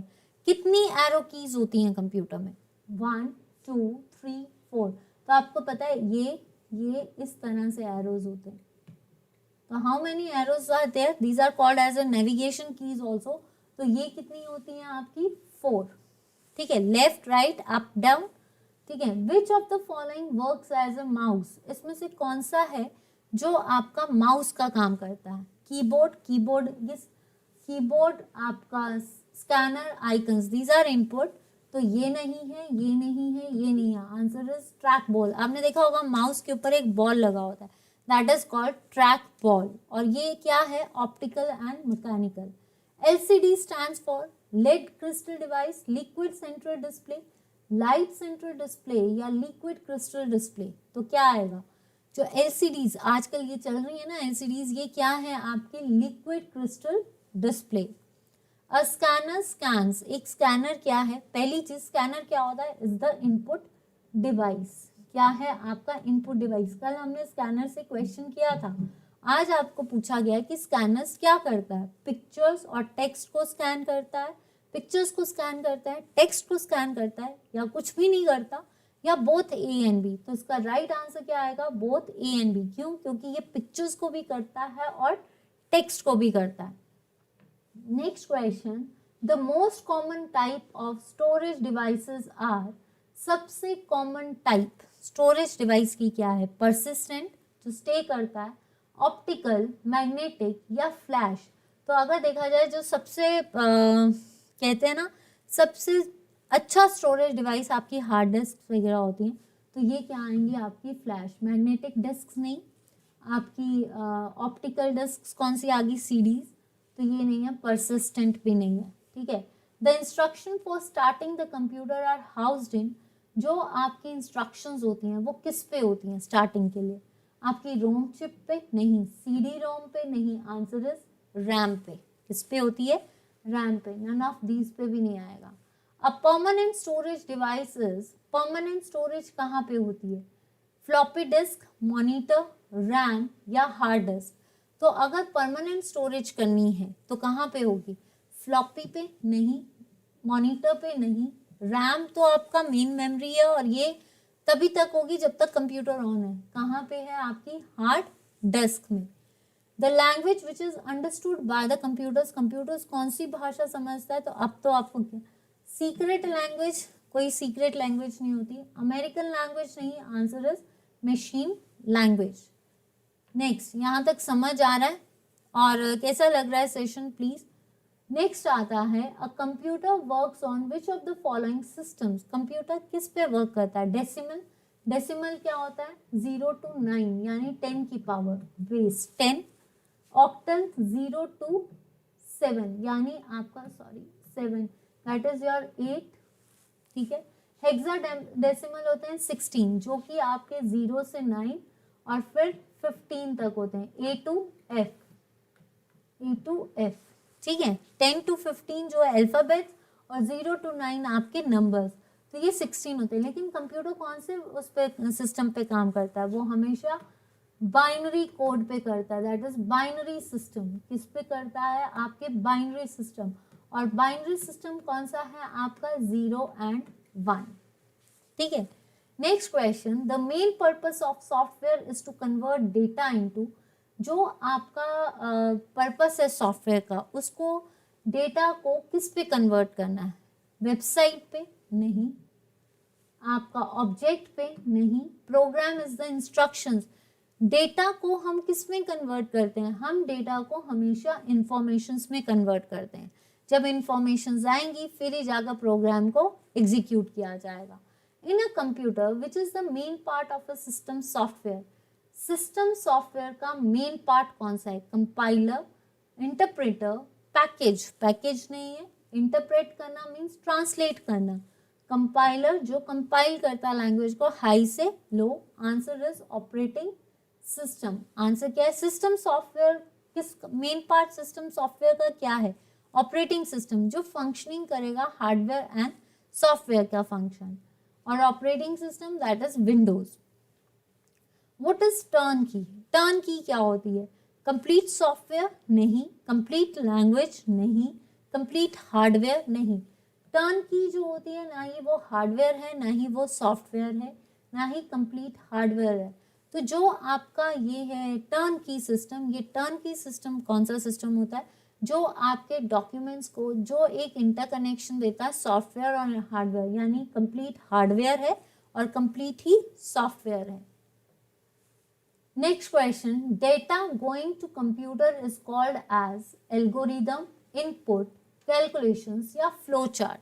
अगर हम डेटा कंप्यूटर पे डाल, हम कोई भी चीज़ अगर कंप्यूटर पे डालते हैं तो वो क्या होती है? जल्दी बताइए। हम कोई भी चीज़ अगर कंप्यूटर के अंदर डाल रहे हैं तो क्या होगा? एल्गोरिदम नहीं, लॉजिक्स होते हैं ये तो, कैलकुलेशंस नहीं, फ्लो चार्ट नहीं, आंसर इज इनपुट। जो भी चीज़ हम कंप्यूटर के अंदर डालते हैं, जब तक कंप्यूटर के अंदर चीज़ डाली नहीं जाएगी वो प्रोसेसिंग नहीं करेगी और आपको आउटकम नहीं आएगी। तो जो भी डेटा डालते हैं, डालने का काम क्या होता है आपका? Input. Capacity of the computer, भाई कंप्यूटर तो महान है। कंप्यूटर एक ऐसी चीज़ है जो कभी नहीं थकता, दैट्स वाई उसकी प्रॉपर्टी है डिलीजेंस। हम तो थक जाते हैं, हम कंप्यूटर की तरह तो है नहीं। लेकिन ये जो कंप्यूटर है इसकी कैपेसिटी क्या होगी? लिमिटेड है एक टाइम तक, अनलिमिटेड है, आपकी लो है या हाई है? कंप्यूटर कभी नहीं थकता, बस वो बूटिंग करता रहता है। तो कंप्यूटर की कैपेसिटी क्या है? अनलिमिटेड। आप में से ऐसे कौन से कैंडिडेट्स हैं जिनकी कैपेसिटी अनलिमिटेड है? हम लोगों में इतनी कैपेसिटी नहीं है कि हम सुबह से शाम तक जो है एक जगह पे बैठे रहें। हमारे दिमाग में अगर हम थोड़ी देर पढ़ रहे हैं फिर हम फोन पे लग जाते हैं, तो दैट इज, पर कंप्यूटर अगर काम कर रहा है सुबह से लेकर शाम तक ऑन रखो या 12 बजे तक, 4 बजे तक, सुबह तक के ऑन रखो, कंप्यूटर थकता नहीं है। वो ये नहीं बोलता, बस उसको चार्ज करना पड़ता है। अगर आपके लैपटॉप्स हो और अगर आपका डेस्कटॉप हो तो वो तो यूपीएस से चलता है, ठीक है, CPU चाहिए, बट ये एक ऐसी चीज है जो थकती नहीं है। Memory unit is one part of, memory unit किसका पार्ट है? कंट्रोल यूनिट का नहीं, इनपुट डिवाइस का नहीं, कंट्रोल यूनिट का पार्ट नहीं है, इनपुट डिवाइस का पार्ट नहीं है, आउटपुट का नहीं है। इनपुट डिवाइसेस मैंने आपको बता दिया, output devices is your monitor, it's your printer, ठीक है। तो answer is central processing unit. Processing unit के अंदर क्या है? आपकी मेन मेमोरी, और मेन प्राइमरी मेमोरी कौन सी होती है? रैम एंड रोम, ठीक है। रैम मेमोरी जिसको हम लिख सकते हैं, रीड कर सकते हैं, रोम मेमोरी जिसपे हम रीड कर सकते हैं। परमानेंट मेमोरी रोम है, RAM is the temporary memory.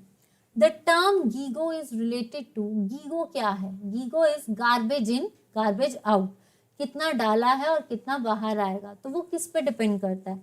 Versatility, accuracy, automatic और फ्लेक्सिबिलिटी। देखिए garbage in and garbage out हमेशा आपकी कितना आपने डाला है और कितना बाहर आएगा वो आपकी एक्यूरेसी पे डिपेंड करता है। तो आंसर इज एक्यूरेसी, ठीक है। नेक्स्ट, और कंप्यूटर हमेशा 100% जो है आपकी क्या देता है? Accuracy. Now who invented punch cards? Punch cards कब यूज होते थे? फर्स्ट एंड सेकंड जनरेशंस में यूज होते थे। तो जो पंच कार्ड है वो किसने किया? पैबरस नहीं, जैकवर्ड ने जैकवर्ड मशीन की, पास्कल, ब्लेसी पास्कल ने कैलकुलेटर किया था, ठीक है। तो ये नहीं तो ऑप्शन आपके पास कुछ भी नहीं बची। Answer is none of these. इसको किसने किया था? हरमन होलार्थ ने, हरमन होलियार्थ, ठीक है, इसने किया था आपका इन्वेंट पंच कार्ड, ठीक है। यहाँ तक किस किस को समझ आ रहा है? और आई होप कि आपको सेशन बोर नहीं लग रहा हो। जल्दी बताइए कि सेशन कैसा लगा, और सेशन यहाँ तक आपको मजेदार लग रहा है। अगर तो सेशन अच्छा लग रहा है तो मैं देखती हूँ कितने लोग आप शेयर कर रहे हैं और कितना आप लाइक करते हैं, ठीक है। अगर अच्छा लग रहा है तो प्लीज लाइक कर दीजिए, और बोर तो नहीं हो रही, सबसे पहली चीज है बोर मत होना, ठीक है। Abacus was developed in, abacus कब डेवलप हुआ था? अबेकस कल मैंने आपको बताया था, अबेकस जो है that is the first digital computer. तो ये कहाँ पे हुआ था? चाइना, चाइना की कौन सी जगह? बेबीलोन। ये सिर्फ एडिशन एंड आपका क्या करता है? सब्सट्रैक्शन। अबेकस का काम मैथमेटिक्स में सिर्फ एडिशन और सब्सट्रैक्शन का काम करता है, ठीक है। नेक्स्ट आता है, in which generation of computers were microprocessors introduced? भूलना नहीं चाहिए क्योंकि हमने जनरेशन से क्वेश्चंस किए थे। Fourth generation, first generation, third generation and second generation. Second generation थी 1955 से 65 तक, और इसमें हम यूज करते हैं ट्रांजिस्टर्स, और इसकी स्पीड क्या है? Micro seconds, micro seconds. और एक चीज और याद कर लीजिए, ट्रांजिस्टर्स सेकेंड जनरेशन में ट्रांजिस्टर्स और असेंबली लैंग्वेजेस चल पड़ी थी। थर्ड में है आपका इंटीग्रेटेड चिप्स, ठीक है, जो कि किसके बने हैं? सिलिका के, तो ये नहीं है। फिर आपका है फर्स्ट जनरेशन, फर्स्ट जनरेशन इसमें नैनो स्पीड सेकेंड्स थी। ये है आपका वैक्यूम ट्यूब्स। ये क्या है? आपकी वैक्यूम ट्यूब्स, जो क्या करती हैं आपकी फर्स्ट जनरेशन में, और इसको है 1940 से 55 तक ले लीजिए, ठीक है। कहीं पे 40 है, कहीं पे 45 है।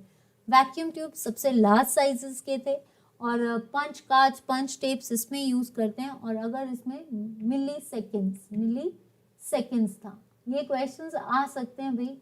तो आंसर इज माइक्रोस्कोप प्रोसेसर कहाँ पे यूज किया गया था? फोर्थ जनरेशन, और फोर्थ जनरेशन आई थी 1971 में। इसकी क्या थी? आपकी नैनो माइक्रो प्रोसेसर्स मिली सेकेंड्स, इसकी थी पिको सेकेंड्स। और अब जो जनरेशन चल रही है वो टोटली आर्टिफिशियल इंटेलिजेंस है। आईमैक क्या है? आईमैक इज द मशीन नहीं, नेटवर्क, नेटवर्क के लिए हमें रूटर्स चाहिए। मॉडम दैट इज कॉल्ड आपका modulator and demodulator. Answer is processor. ये क्या है? आपका प्रोसेसर। नेक्स्ट क्वेश्चन, क्रे, क्रे क्या है? Micro computer, mini computer, main frame computer. Main frame आता है आपका डेस्कटॉप्स बोल लीजिए, वर्क स्टेशन बोल लीजिए, मिनी कंप्यूटर नहीं। माइक्रो कंप्यूटर्स जो होते हैं ये आपके क्या है? Portable computers. Answer is supercomputer. किसने डिस्कवर किया है? क्रे ने किया है, ठीक है। Next, which of the following is fastest, इसमें से सबसे फास्टेस्ट कौन है? CD ROM, RAM, registers, cache. CD ROM that is आपकी compact disc read only memory, जहाँ पे हम सिर्फ रीड कर सकते हैं, स्टोर कर सकते हैं। रैम दैट इज योर आपकी जिसको आप टेम्पररी स्टोर कर सकते हो, मेन मेमोरी। अब आपको बताना रजिस्टर्स फास्टेस्ट हैं या कैश। देखिए रजिस्टर स्मॉलेस्ट हैं और फास्टेस्ट हैं, लेकिन किस में? सेंट्रल प्रोसेसिंग यूनिट में। लेकिन इससे भी ज़्यादा फास्टेस्ट कौन सा है? आपका कैश। कैश फास्टेस्ट है। क्यों? क्योंकि ये आपका किसका है? कंप्यूटर का पार्ट है, स्मॉलेस्ट है बट फास्टेस्ट है। और इसके लिए हम क्या यूज करते हैं? रैम। रजिस्टर्स भी फास्टेस्ट हैं बट वो पर्टिकुलरली प्रोसेसिंग यूनिट में, प्रोसेसेस में यूज होते हैं। यहाँ पे उन्होंने यही नहीं बोला है which is fastest, so cash. अब ये डिपेंड करता है, अगर वहाँ पे लिख देते कंप्यूटर प्रोसेसेस में फास्टेस्ट तो आंसर होना था आपका रजिस्टर्स। नेक्स्ट आता है टाइप ऑफ माउसेस। जो हमारा माउस होता है वो क्या है? एक मैकेनिकल जनरल है, full duplex is your two way transmission, automatic है या ऑप्टिकल या मैकेनिकल है। तो देखिए जो माउस है इट्स अ इनपुट डिवाइस, और माउस के बारे में अगर हम जाने तो उसमें ट्रैक बॉल होता है। Answer is optical and mechanical. Number of function keys are there. How many functional keys are there? 12, 13, 14 या 15. तो how many functional keys are there? 12. That is F1 to F12. ठीक है। A character printer prints how many characters per second? एक printer कितनी printing कर सकता है पर सेकेंड्स में? आपकी 100 to 100 नहीं, 5 to 50, 5 to 100 that is approximately 200 to 4000, 200 से 4000 तक। How many arrow keys? देखिए बार बार वो क्वेश्चन, ये जो पेपर है ना इसमें कई क्वेश्चंस को ऐसे ऐसे घुमा दिया जैसे लगता है दिल नहीं था और डाल दिया। अगर यही question paper by the way आपको इस तरह से इस बार लेवल आ जाए तो आपका, और यही क्वेश्चंस आ जाए तो दुआ कीजिए कि आपका क्लियर हो जाए। तो आंसर इज 4। कितनी एरो कीज होती है? 4। नेक्स्ट आता है soft copy refers to, soft copy जो होती है उसको क्या बोलते हैं? प्रिंटेड आउटपुट, आपका म्यूजिक साउंड्स, आपका डिजिटाइजिंग या स्क्रीन आउटपुट। देखिए प्रिंटेड आउटपुट होता है आपका HC that is hard copy. Soft copy जो होती है वो कंप्यूटर के अंदर ही होती है दैट इज स्क्रीन आउटपुट, वो स्क्रीन की है, ये आपकी सॉफ्ट कॉपी है। लेकिन जैसे इसका प्रिंटेड वर्जन आपको मिलेगा दैट इज योर आपका सॉफ्ट कॉपी। ठीक है। म्यूजिक साउंड्स नहीं है, डिजिटाइजिंग नहीं है। OCR क्या होता है? Optical character recognition, optimal character rendering या ऑप्टिकल CPU रिकॉग्निशन। OCR जो होते हैं that is optical character recognition.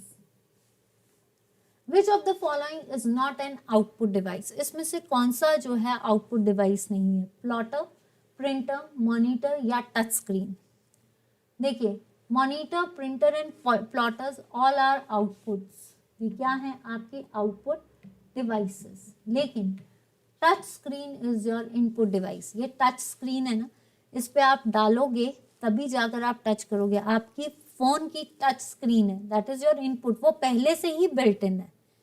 Input device क्यों? टच स्क्रीन आप आउटपुट नहीं कह सकते क्योंकि वो कंप्यूटर के अंदर या आपके फोन्स के अंदर पहले से ही इनबिल्ट है दैट इज टच स्क्रीन। ठीक है, दिखती है तब आउटपुट, पर basically touch screen is the input.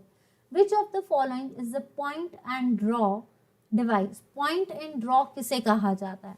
CD रोम नहीं, प्रिंटर आउटपुट है, स्कैनर इनपुट है। हम पॉइंट भी कर सकते हैं और उससे ड्रॉ, ये पॉइंट है ना, इससे हम ड्रॉ भी कर सकते हैं। अगर मैंने पेन की जगह कर्सर लिया है तो कर्सर किसको क्लिक करेगा? आपका माउस को। USB type storage devices primary, tertiary, auxiliary या फिर आपका सेकेंडरी। USB क्या है आपका? यूनिवर्सल सीरियल बस, ये आपका सेकेंडरी स्टोरेज डिवाइस है। ऑक्सिलरी है या टर्शरी है या फिर प्राइमरी है, ये आपका क्या है? Secondary storage device. कोई भी डाउट, कुछ भी ऐसा लगता है कि मैम ने ये चीज गलत करवाई है या ये चीज ऐसी है, आप मुझे बता सकते हो। Next question, main memory of the computer क्या होगी? कंप्यूटर की जो मेन मेमोरी होती है वो इंटरनल होती है, एक्सटर्नल होती है या बोथ A एंड B? तो कंप्यूटर की मेन मेमोरी हमेशा क्या होती है, इंटरनल। और कौन कौन सी होती है, RAM and ROM. Flash is a software, hardware, ROM या रैम। क्या होगा, फ्लैश ना तो सॉफ्टवेयर है ना ही आपका हार्डवेयर है, ये क्या है, आपका रोम। और एक चीज और बता देती हूँ, ये ई प्रोम में जो होता है दैट इज फ्लैश, और ई प्रोम को हम क्या करते हैं, यूवी से, रैम नहीं होता है, रैम से ये डिफरेंट होता है। CD is a internal memory, external memory, auxiliary memory या फिर बोथ ए एंड बी। तो आपकी क्या है, ये ऑक्सिलरी मेमोरी, क्योंकि ऑप्टिकल डिवाइस है और ये ऑक्सिलरी है। ऑक्सिलरी होते हैं जो एक्स्ट्रा डिवाइसेस होते हैं, ठीक है। Unit of storage capacity of the computer is, storage capacity क्या होती है, बाइट्स नहीं, आपकी बिट्स। 8, एक बिट कितने के बराबर होता है, 8। एक बाइट कितने के बराबर होता है, 8 बिट्स। निब्बल कितने के बराबर होता है, 4। Bug is the error, cubic metre नहीं आएगा। डीवीडी क्या होती है, DVD is digital video disc, digital versatile disc, आपका डायनामिक वर्सेटाइल डिस्क या डायनामिक वीडियो डिस्क। तो DVD is digital versatile disc. Meaning of IBM, Indian business machine, international banking machine, international business machine. IBM क्या है, आपकी जो भी आपकी Microsoft Windows है जो कि ग्राफिकल डिजाइन पे है, वो सारी आपकी क्या है, international business machine. The first computer language developed for programming is, पहली कंप्यूटर लैंग्वेज कौन सी थी, सी प्लस प्लस नहीं थी, सी डेनियस रिचेस ने 1972। कॉमन बिजनेस ओरिएंटेड लैंग्वेज नहीं, 1957 में आई थी वो लैंग्वेज, और कौन थी, जॉन बेकिस ने। मैथमेटिकल कैलकुलेशंस के लिए फोर्ट्रैन, जिसको हम क्या बोलते हैं, फॉर्मूला ट्रांसलेटर, जो मैथमेटिकल कैलकुलेशंस के लिए होता है। नेक्स्ट देखते हैं, which language is used in complex scientific calculation. इसमें से हम कौन सी लैंग्वेज को कैलकुलेशंस के लिए यूज करते हैं, बेसिक, ठीक है, बिगनर और पर्पस, सिंबॉलिंग, इंस्ट्रक्शन कोड नहीं, आपकी pascal that is for teaching purpose और निकोलस वर्थ ने दी थी, कबोल नहीं है। साइंटिफिक कैलकुलेशन के लिए हम क्या यूज करते हैं, फॉर्ट्रेन ट्रांसलेटर या फॉर्मूला ट्रांसलेटर, जो कि किसने किया था, जॉन बेकर्स ने। The operating system called Unix is typically used for, जो आपका यूनिक्स है वो किसके लिए यूज होता है, desktop computers, super computers, web servers या फिर आपका लैपटॉप कंप्यूटर्स। देखिए, यूनिक्स इज द मल्टीटास्कर, जिसको बोल सकते हैं मल्टी यूजर कंप्यूटर्स, ठीक है। तो लाइनेक्स आपका, जिसको आप बोल सकते हो लाइनेक्स है, यूनिक्स है, दीज आर ऑपरेटिंग सिस्टम्स। तो ये कहाँ पे होंगे, सुपर लैपटॉप कंप्यूटर्स या फिर डेस्कटॉप्स के लिए। तो आई होप कि ये आपका डेस्कटॉप कंप्यूटर्स के लिए यूज होगा।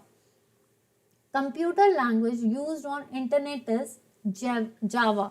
तो ये क्या है, जेवीएम, दैट इज आपका वर्चुअल मशीन, बाइट कोड चाहिए। जेम्स कॉसलिंग ने किया था, बेसिक नहीं है, कबोल नहीं है, पास्कल नहीं है। COBOL is business orienting language और Pascal is for teaching purposes. यहाँ देख लेना, ऑपरेटिंग सिस्टम जो है ये जो बेसिकली यूनिक्स जो है ये डेस्कटॉप्स के लिए आता है। चलिए, यहाँ से आपका हिस्ट्री सेशन शुरू होता है। उम्मीद करती हूँ कि आपको यहाँ तक का सेशन अच्छा लगा। कोई भी क्वेश्चन पे डाउट होगा तो प्लीज बता देना, बट यहाँ तक क्वेश्चन कैसे लगे।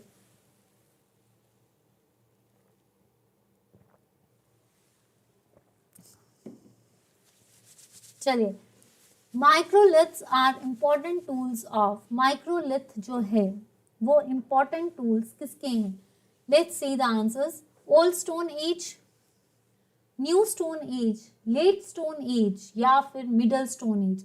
देखिए, late stone age is chalcolithic period, new stone age is neolithic जिसमें एग्रीकल्चर आए थे, old stone age is palaeolithic. तो जो आपकी मिडल स्टोन एज है जिसको हम मिजोलिथिक्स भी बोलते हैं, आपका मिजोलिथिक एज, ठीक है, जो आपकी कब से आई थी, ये आपकी बोलते हैं 4000 बीसी से। न्यू स्टोन एज जो है ये 10,000 बीसी में आई थी, उसके बाद आपकी कैल्कोलिथिक आई थी। Mahaviras are the followers were originally known as अरिहंस, अनुव्रतास, महाव्रतास या निग्रंथs। देखिए अनुव्रतास होते हैं जो उसके वोज थे, जैनिज्म के जो वोज थे ना, वो 4 वोज थे, वो महाव्रतास नहीं, अरिहंस नहीं, आंसर इज निग्रंथs। ठीक है। Which of the following contains famous Gayatri मंत्र, इसमें से कौन सा है जो गायत्री मंत्र लेकर चलता है। उपनिषद कितने हैं, 108। बृहदारण्यक और छंदोग्य उपनिषद ये सबसे पुराने हैं, सबसे बड़ा बृहदारण्यक है। आपका मुंडक उपनिषद में आपका सत्यमेव जयते दिया है, आरण्यक नहीं है। यजुर्वेद जहाँ पे प्रैक्टिसेस के रिचुअल्स के लिए है, आंसर इज ऋग्वेद। सबसे पुराना भी कौन सा है, ऋग्वेद। गायत्री मंत्र ऋग्वेद में कितने मंडल्स हैं, 10। During whose reign Shivaji came to fourth front, किसके टाइम पे जो है शिवाजी आए थे, मतलब शिवाजी का जो मेन कौन सा रूलर था दिल्ली सल्तनत का, सॉरी मुगल एम्पायर, कौन था वो एम्परर जिसमें महाराज शिवाजी भी इंक्लूड, मराठास का इन्वेजन शुरू हुआ था, शाहजहां नहीं, दारा शिको ये इनका बेटा था, आंसर इज औरंगजेब। औरंगजेब के टाइम पे ट्रीटी ऑफ पुरंदर भी शिवाजी से रिलेटेड है। ठीक है, तो औरंगजेब जिनको जिंदा पीर भी कहा जाता है। The position of women during Mughal period is, Mughal period के टाइम पे जो स्त्रियों की प्रथा जैसे बोल सकते हैं सिचुएशन थी वो क्या थी, सेम एज सल्तनत पीरियड यानी दिल्ली सल्तनत, हाईली रिस्पेक्टेबल, इम्प्रूव्ड या डिटियोरेटेड, तो आंसर इज डिटियोरेटेड, बहुत बुरी थी। Next question, in whose reign Moroccan traveller Ibn Battuta come to Delhi, Ibn Battuta किसके टाइम पे आया था, मोहम्मद तुगलक, अलाउद्दीन खिलजी, सुल्तान बलबन या इल्तुतमिश। देखिए दीवाने और सुल्तान बलबन ने चलाया, पेबोज की प्रथा इन्होंने चलाई, चालीसा इन्होंने बंद किया, तो बलबन के टाइम पे नहीं आया। इक्ता प्रथा इल्तुतमिश ने चलाई थी, चालीसा इन्होंने चलाया था। मंगोल्स चंगेज खान ने इल्तुतमिश के टाइम पे काम इन्वेड किया था, और जो बोलते हैं जीतल और टंका इन्होंने चलाया था। कुतुब मीनार की कंप्लीशन इल्तुतमिश ने करवाई थी, तो ये नहीं है। मोहम्मद तुगलक, अब आपके पास ऑप्शंस क्या बची, मोहम्मद तुगलक और अलाउद्दीन खिलजी। तो अलाउद्दीन खिलजी देखिए दाग एंड चेरा प्रथा इन्होंने शुरू की थी, और सबसे इंपॉर्टेंट चीज मार्केट रेगुलेटरी सिस्टम्स इन्होंने चलाए थे। तो और इन्होंने कहा जाता है सैलरी देना शुरू की थी, salary in the form of cash, तो ये नहीं है। सीरी कैपिटल इनके टाइम पे आई थी, क्योंकि इन्होंने जो है मंगोल्स पे क्या कहा जाता है विजय पाई थी। इन्होंने इक्ता प्रथा को खत्म किसने किया था, आपके अलाउद्दीन खिलजी। तो आपके पास ऑप्शन क्या बचे, मोहम्मद तुगलक, इनको वाइजेस्ट फूल भी कहा जाता है, टोकन करेंसी इन्होंने चलाई थी, और कहा जाता है इन्होंने दौलताबाद इन्होंने बनाया, क्वार्चिल एक्सपीडिशन इन्होंने कहा, एग्रीकल्चर सिस्टम के लिए इन्होंने दीवाने को ही शुरू किया था, तो आंसर इज मोहम्मद तुगलक। तो मोरक्कन ट्रेवलर इब्न बतूता जो थे वो किसके टाइम पे आए थे, मोहम्मद तुगलक के टाइम पे आए थे। कहाँ से आए थे, मोरक्को से आए थे, ये भी याद रखना। और इन्होंने कौन सी बुक लिखी थी इस पे, रिहला, कौन सी बुक लिखी थी, Rihla. Next question, Dahsala system was further development of, Zabti system, Nasaq, Batai या फिर none of these. Dahsala system और जप्ती सिस्टम एक ही है, जिसमें लैंड टैक्सेशन रिफॉर्म्स को किया गया था, और ये किसने किया था, ये तोडरमल ने किया था, जो कि एक रेवेन्यू मिनिस्टर था, किसके दरबार का, अकबर के दरबार का। तो जप्ती सिस्टम और दहशाला सिस्टम किस टाइम के रूलर पे शुरू किया गया था, अकबर, और किसने शुरू किया था, आपके तोडरमल ने। तो आंसर इज जप्ती सिस्टम, जो कि लैंड से रिलेटेड था। Which of the following was able to put an end to the Sannyasi revolt, Sannyasi revolt को किसने खत्म किया था, Robert Clive was the first governor of Bengal, ठीक है, Lord Canning was the first viceroy of India and last governor general of India, Lord Cornwallis जिसने permanent settlement करवाई। तो आंसर इज वॉरेन हेस्टिंग, जो कि जब आपका रेगुलेटिंग एक्ट आया था ना 1773, तो क्या बन गए थे, गवर्नर ऑफ बंगाल को क्या बना दिया था, गवर्नर जनरल ऑफ बंगाल। तो Warren Hasting was the first governor general of Bengal जिसने सन्यासी रिवोल्ट को खत्म किया था। और एक और चीज याद रखना, गवर्नर ऑफ इंडिया जो था आपका वो थे विलियम बेंटिक, ठीक है। तो ये याद रखना, वॉरेन हेस्टिंग जो थे ये गवर्नर जनरल ऑफ बंगाल थे। ये भी क्वेश्चन आता है आपको, ये भी पूछ सकते हैं who is the first governor general of India, that is your William Bentinck, जिसने सती प्रथा को खत्म किया था। Ivory painting was the speciality of हाथी दांत। आइवरी क्या होती है, हाथी दांत होते हैं ना, उनकी कलाकृति को या चित्रकारी को हम क्या बोलते हैं, मारवाड़, बुंदी स्कूल्स, या फिर आपका अलवर शैली या बीकानेर शैली। तो जितनी भी आइवरी पेंटिंग्स हैं that deals to the Alwar school, ये किसको डील करती थी, अलवर। मारवाड़ीज को नहीं, बुंदी शैली को नहीं, बीकानेर स्कूल को नहीं। The real name of Swami Dayanand, देखिए स्वामी दयानंद सरस्वती ने आर्य समाज चलाया, सत्यार्थ प्रकाश लिखी, गो बैक टू वेदास इनका स्लोगन था। और जितने भी डीएवीज हैं वो किससे रिलेटेड हैं, आर्य समाज से रिलेटेड हैं। तो दयानंद सरस्वती, जैसे आपका विवेकानंद से क्वेश्चंस आ सकते हैं कि शिकागो में किसने रिप्रेजेंट किया था 1893 में, विवेकानंद ने, उनका नाम था नरेंद्र शर्मा। तो जो आपके ये थे, ये उदय शंकर थे, शिव शंकर, देव प्रिया, या फिर आपके मूल शंकर, दैट इज योर मूल शंकर, उनका नाम क्या था, नरेंद्र दत्त। तो वो थे आपके विवेकानंद। और जैसे उन्होंने रामकृष्ण मिशन, बेलूर मठ, ये दोनों से क्वेश्चन आते हैं, जैसे ओरिजिनल नेम ऑफ विवेकानंद या फिर original name of Dayanand. Where was theosophical society founded, theosophical society कहाँ पे है, कलकत्ता। आपकी ये 1875 में बनी थी। और ये कहाँ पे बनी थी, न्यूयॉर्क। किसने बनाई थी, ब्लेवेट्स्काय, ठीक है, BSK एंड ऑलकट ने बनाई थी। उसके बाद एनी बेसेंट भी यहाँ पे प्रेसिडेंट बनी थी। When did first national congress meet in Bombay, देखिए इंडियन नेशनल कांग्रेस के फादर कौन है, A.O. ह्यूम। किससे परमिशन ली थी, लॉर्ड डफरिन से। रोदनी कैसल जो था ना शिमला का, वहां पे आपकी डिस्कशन हुई थी आपकी इंडियन नेशनल कांग्रेस की। तो ये जो इंडियन नेशनल कांग्रेस है ये 1885 में बना था, ठीक है।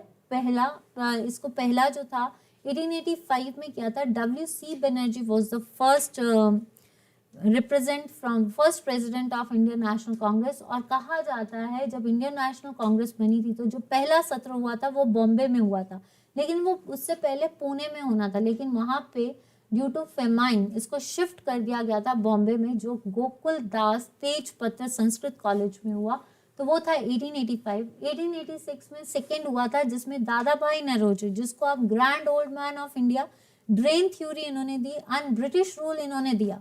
ये सारे क्वेश्चंस इससे आते हैं, ये याद रखना। 1886, 1847 नहीं, 1896 नहीं, ठीक है।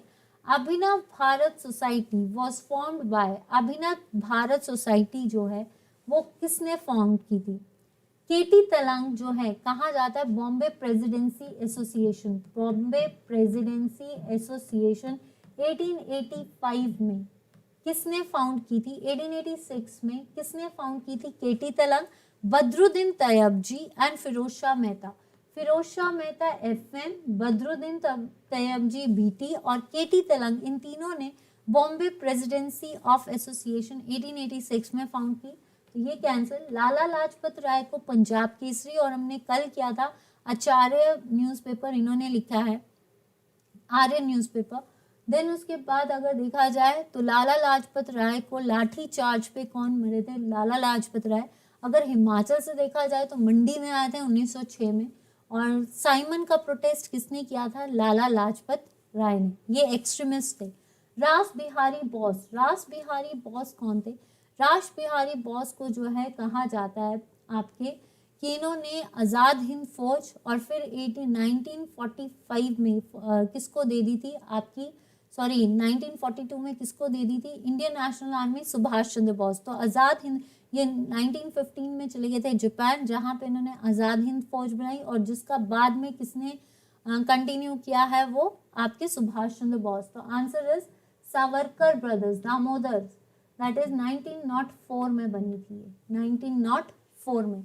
यहाँ तक हिस्ट्री के क्वेश्चंस किस किस के सही हैं, यहाँ तक हिस्ट्री के क्वेश्चंस किस किस के सही हैं। फिर हम ज्योग्राफी करेंगे। भाई अगर सेशन अच्छा लग रहा है प्लीज़ वीडियो को लाइक एंड शेयर जरूर करें। जल्दी बताइए जिसके क्वेश्चन सही गए हैं, आपको सेशंस कैसा है। ये पैम्परिंग के लिए नहीं कह रही। अगर सही में आपको सेशन अच्छा लग रहा है, आपको बोर नहीं लग रहा है, तो आप वीडियो को लाइक एंड शेयर जरूर कीजिए। एंड अगर कल के महा मैराथन्स देखने हैं तो प्लीज़ एक लाइक, जितना कर सकते हो शेयर कीजिए, जितना लाइक कर सकते हो कीजिए, यही एक रिक्वेस्ट कर रही हूँ, ठीक है। तो उम्मीद करती हूँ आपको आज का सेशन पसंद आए, ठीक है। मैं इतना जरूर कहूँगी कि कंटिन्यू मतलब 7 बजे भी आपका सेशन हो सकता है HPGK का, लेकिन अभी पक्का नहीं कह सकती क्योंकि टाइमिंग्स पे होगा। अगर तो मुझे टाइम मिल गया तो मैं आपका 7 बजे सेशन में आऊँगी, अदरवाइज नहीं होता है तो कल आपका 7 बजे का सेशन HPGK का जरूर होगा। थोड़ा सा टाइम चाहिए क्योंकि अगर ये कितनी देर चलता है, अगर आपका ये सेशन प्रॉपरली अपलोड होगा, अच्छे से हो गया तो आपका 7 बजे क्लास लगेगी, अदरवाइज कल तो आपकी 7 बजे क्लास लगेगी ही लगेगी। और आपका जो कल महा मैराथन है वो भी जाएगा। आपके पास एनर्जी होनी चाहिए। मेरे पास अगर आप मुझे जैसे कह सकते हैं ना कि आपको ना मैं बोर कर रही हूँ, आपको अच्छा लग रहा है, तो आप इस सेशंस को भी देखना और शेयर भी करना। और उम्मीद करती हूँ कि आप में भी एनर्जी कल अपनी तिगुनी करके आना और क्लास को जरूर अटेंड करना, ठीक है। Which of the following is the largest plateau in India? सबसे बड़ा प्लेट्यू कौन सा है? बेटुल प्लेट्यू, ये सतपुड़ा में है। ये कहाँ पे है? आपके सतपुड़ा में। एक सेकेंड, यस, सतपुड़ा में। छोटा नागपुर प्लेट्यू ये झारखंड पे पड़ता है। मालवा प्लेट्यू ये मध्य प्रदेश में पड़ता है। That is your Deccan plateau. It's a volcanic plateau, सबसे बड़ा, ठीक है, पेनिनसुलर इंडिया में है ये। Queen of Himalayas is, geography session कर रहे हैं, क्वीन ऑफ हिमालयस किसे कहा जाता है? Dhaulagiri, Kanchenjunga, Nanda Devi. Nanda Devi is the second highest peak of India, जो कि उत्तराखंड में आती है, गढ़वाल रीजन में आती है। धौलागिरी आपका नेपाल में पड़ता है। वैसे हम क्वीन ऑफ हिमालयस बोलते हैं दार्जिलिंग को, क्वीन ऑफ हिल्स भी बोलते हैं दार्जिलिंग, और दार्जिलिंग से सबसे अच्छा कंचनजंगा दिखता है। तो Kanchenjunga is the highest peak of India, जो कि सिक्किम में है।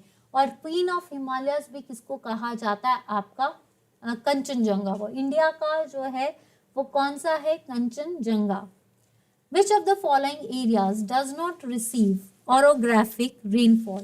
इसमें से कौन सा है जो orographic rainfall कंसिस्ट नहीं करता है? orographic rainfall कौन सी होती है? जो होती है माउंटेन्स में। orographic का मतलब होता है पर्वतों वाली। तो पर्वतों की रेनफॉल कहाँ पे होती है? वेस्टर्न घाट्स में भी होती है भाई। वेस्टर्न घाट्स 2 साइड्स होती हैं, जहाँ पे बारिश कम होती है उसको बोलते हैं लीवार्ड साइड, और जिसमें बारिश सबसे ज़्यादा होती है उनको बोलते हैं विंडवर्ड साइड्स। तो वेस्टर्न घाट्स जो हैं ये विंडवर्ड साइड्स पड़ते हैं।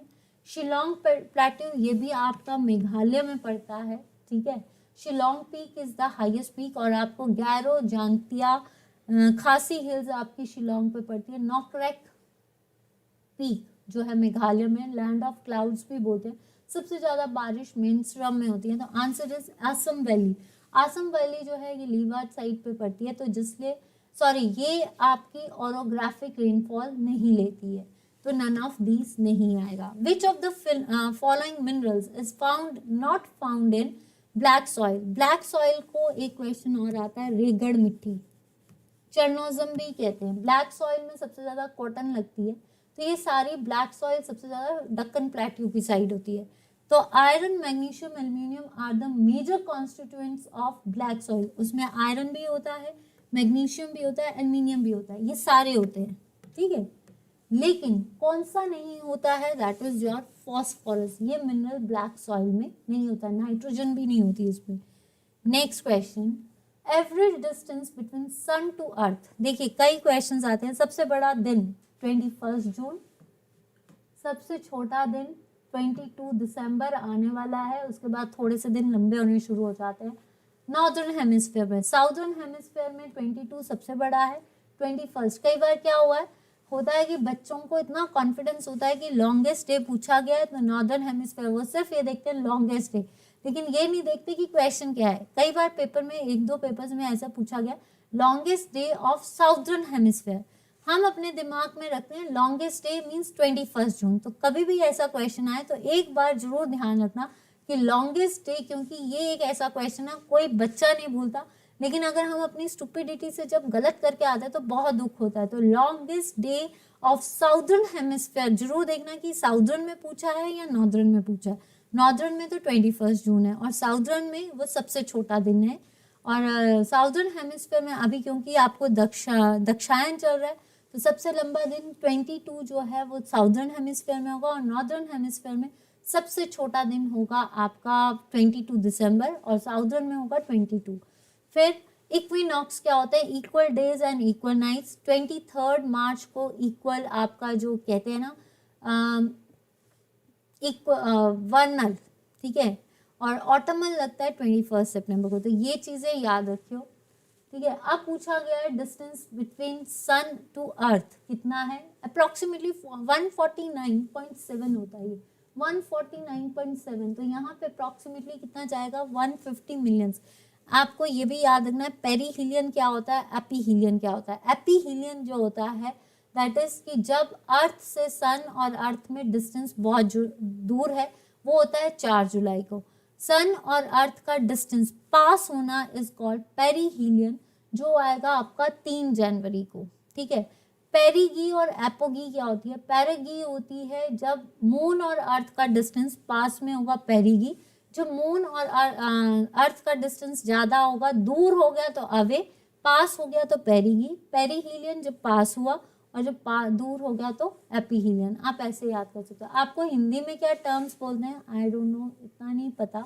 The prime meridian passes through, prime meridian, ठीक है, कहाँ से पास होती है, दैट इज ग्रीनविच। न्यूयॉर्क से नहीं, दिल्ली से नहीं, आपकी पेरिस से नहीं। Paris is famous for Eiffel tower, New York is famous for statue of liberty, और दिल्ली जो है that is the Lal Qila, Lal Qila यानी red fort. Counter lines is the imaginary lines joining place of, मतलब जो काउंटर लाइन्स होती हैं, समोच्च रेखा, वो किसके समान होती है, एलिवेशन, टेम्परेचर, रेनफॉल या ह्यूमिडिटी। तो जो समोच्च रेखा होती है वो किन स्थानों को जोड़ती है, आपके ऊंचाई को, तापमान को, वर्षा को, आर्द्रता को। आर्द्रता को तो रिलेटिव आपकी ह्यूमिडिटी बोलते हैं। रेनफॉल होता है आइसो हिट, इसको क्या बोलते हैं, सॉरी, आइसो हाइट, ठीक है। टेम्परेचर इज आइसोबार, तो आंसर इज ऊंचाई, that is elevation. Sandstone is metamorph. देखिए पेनेंट रॉक कौन सी होती है, इग्निशियस रॉक। इग्निशियस रॉक के बाद आती है सेडिमेंट्री रॉक्स, और सेडिमेंट्री रॉक्स के बाद आती है मेटामॉर्फिक रॉक। तो सैंडस्टोन जो होता है वो किस में होता है, क्वार्ट्जाइट में। High pressure and temperature. Marble जो है वो नहीं होता, लाइमस्टोन से मार्बल बनता है। शेल से आपकी स्लेट बनती है, ये मेटामॉर्फिक है, बट वहां पे पूछा गया है सैंडस्टोन से। विच of the following is the warm ocean current, सबसे गर्म ओशन करंट कौन सा है, लैब्राडोर इज द कोल्ड। पेरुवेरियन जो होता है पेरुक्लंस, और इसको हमबोल्ट भी बोलते हैं भाई, हमबोल्ट। तो ये है आपका पेरुक्रंस जो कि आपके कोल्ड है। तो आंसर इज कुर्शियो, आंसर क्या है आपका Kuroshio. Next question, the layer of atmosphere close to, जिस लेयर में हम रहते हैं उसको क्या बोलते हैं, बहिर्मंडल, ये आपका बाहर चला गया, मतलब थर्मोस्फेयर से ऊपर की लेयर है। आयनोस्फेयर जो होती है 82 to 40 के बीच में होती है, नाइट्रोजन एंड ऑक्सीजन की, थर्मोस्फेयर में ही होती है। स्ट्रेटोस्फेयर जहाँ पे जेट फ्लाइज चलते हैं, और ओजोन लेयर यहाँ पे होती है। शोभ मंडल, शोभ मंडल में हम रहते हैं, क्लाउड एक्टिविटी सारी शोभ मंडल में होती है। जेट स्ट्रीम्स कहाँ से ब्लो करती है, जेट स्ट्रीम्स जो है ये आपकी वेस्ट टू ईस्ट, और शिफ्ट किस तरफ होती है, नॉर्थ टू साउथ। अगर ब्लोज पूछा है तो वेस्ट टू ईस्ट, अगर बोला जाए शिफ्ट बदलती कहाँ से है तो नॉर्थ टू साउथ।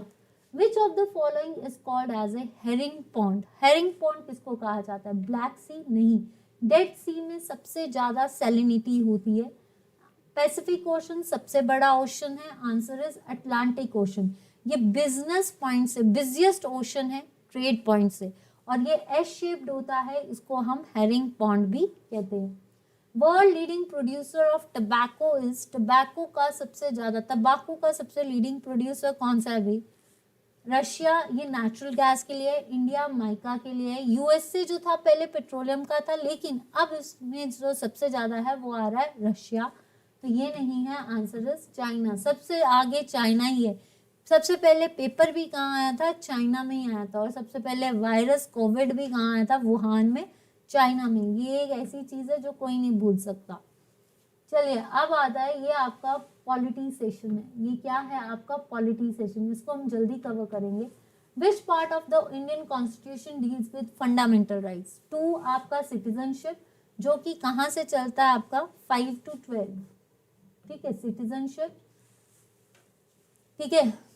पार्ट 3 आपका, part 4 is directive principles, part 5 is your president union, तो answer is part 3 that is 12 to 35, ठीक है। याद रखना लीगल राइट जो है आपका राइट टू प्रॉपर्टी है, 300 आर्टिकल में किसी को भी वंचित नहीं रखा जा सकता प्रॉपर्टी से। How many times the president of India seeks reelections to his post. President जो है आपका पार्ट 5 में आता है आर्टिकल 52, और प्रेसिडेंट कितने टाइम तक, 5 साल तक बना रहता है, लेकिन प्रेसिडेंट कितने टाइम दोबारा प्रेसिडेंट बन सकता है। एक जैसे मान लीजिए मिस्टर कोविंद है, ये अगर इनका ड्यूरेशन खत्म हो जाता है तो वे कितने टाइम बाद जो है फिर से क्या ये दोबारा प्रेसिडेंट बन सकते हैं? यस, जितने मर्जी टाइम ये जा सकता है, एज नंबर ऑफ टाइम्स।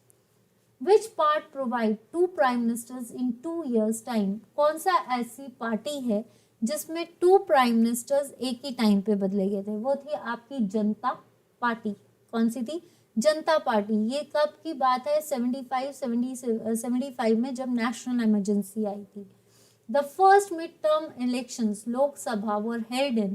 पहले मिड टर्म इलेक्शंस कब हुए थे? 1962 में, 71, 77 या 80 में नहीं हुए। 77 में बीजेपी नई गवर्नमेंट बनी थी, 62 में नहीं, 1971 में।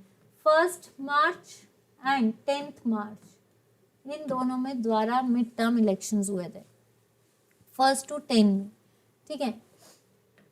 नेक्स्ट आता है which is the extra constitutional body. तो UPSC, election commission, finance commission. Finance commission 280 article, election commission जो आता है ये आता है 323, राइट, और यूपीएससी आता है 314 से 323।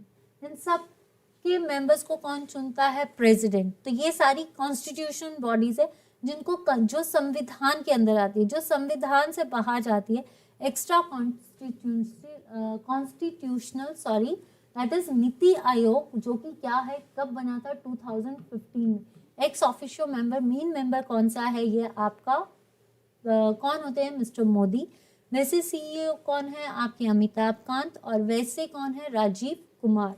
Next, how many times India has a financial emergency been declared. Financial emergency 360 article है कि आज तक कितनी बार जो है आपकी वित्तीय आपातकाल घोषणा हुई है या घोषित आपातकाल इमरजेंसी? कभी नहीं, अभी तक तो नहीं हुई है और हो भी ना।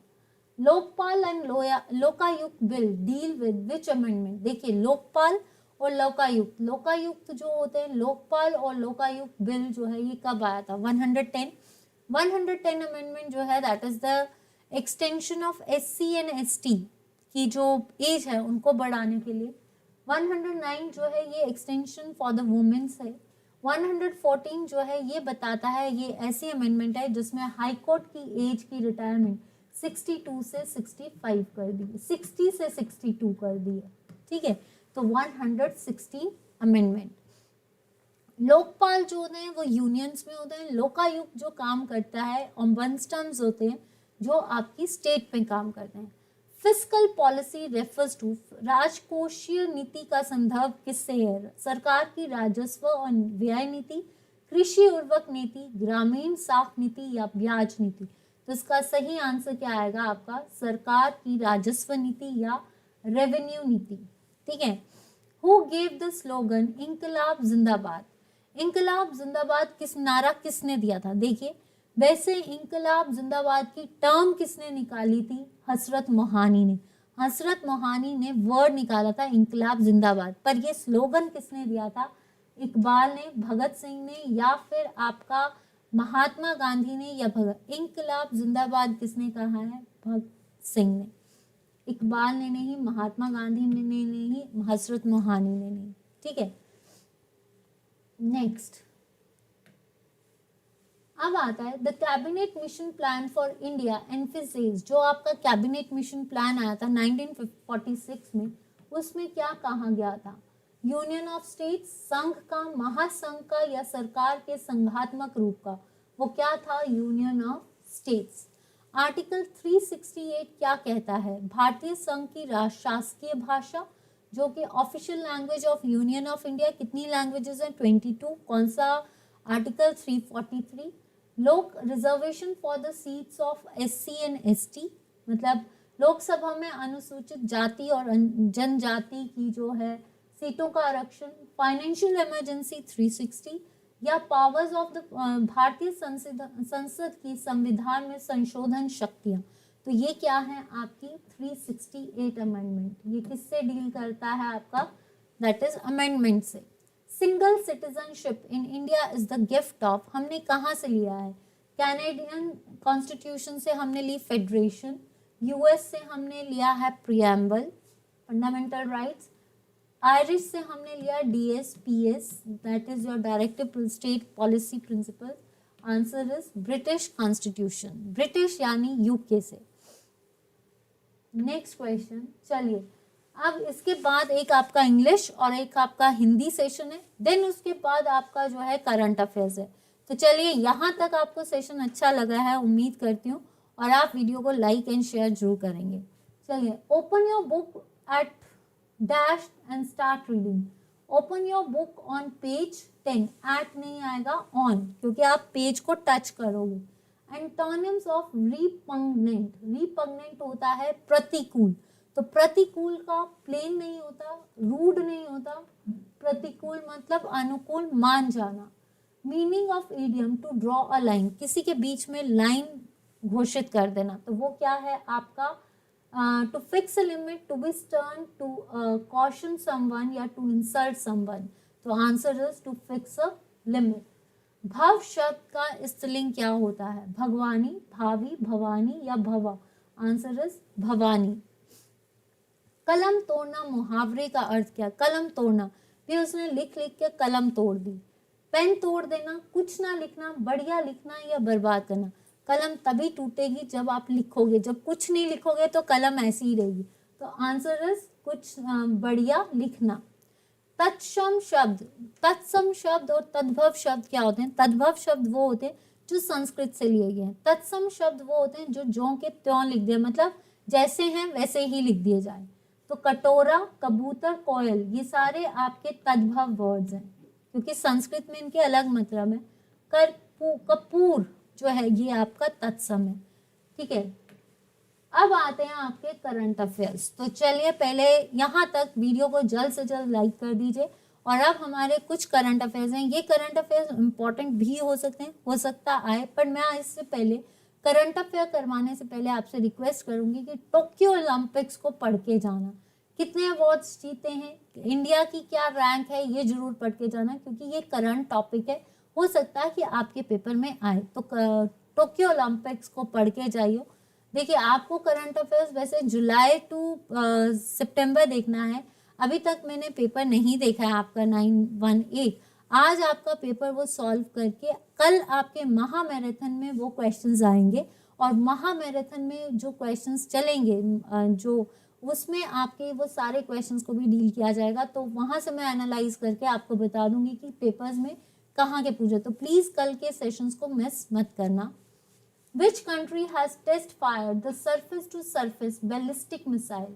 Ballistic missile गजनवी जो है वो किसने? सरफेस टू सरफेस, पहला क्वेश्चन कि सरफेस टू सरफेस में बालिस्टिक, ये गजनवी कौन सी है? That is surface to surface यानी लैंड टू लैंड।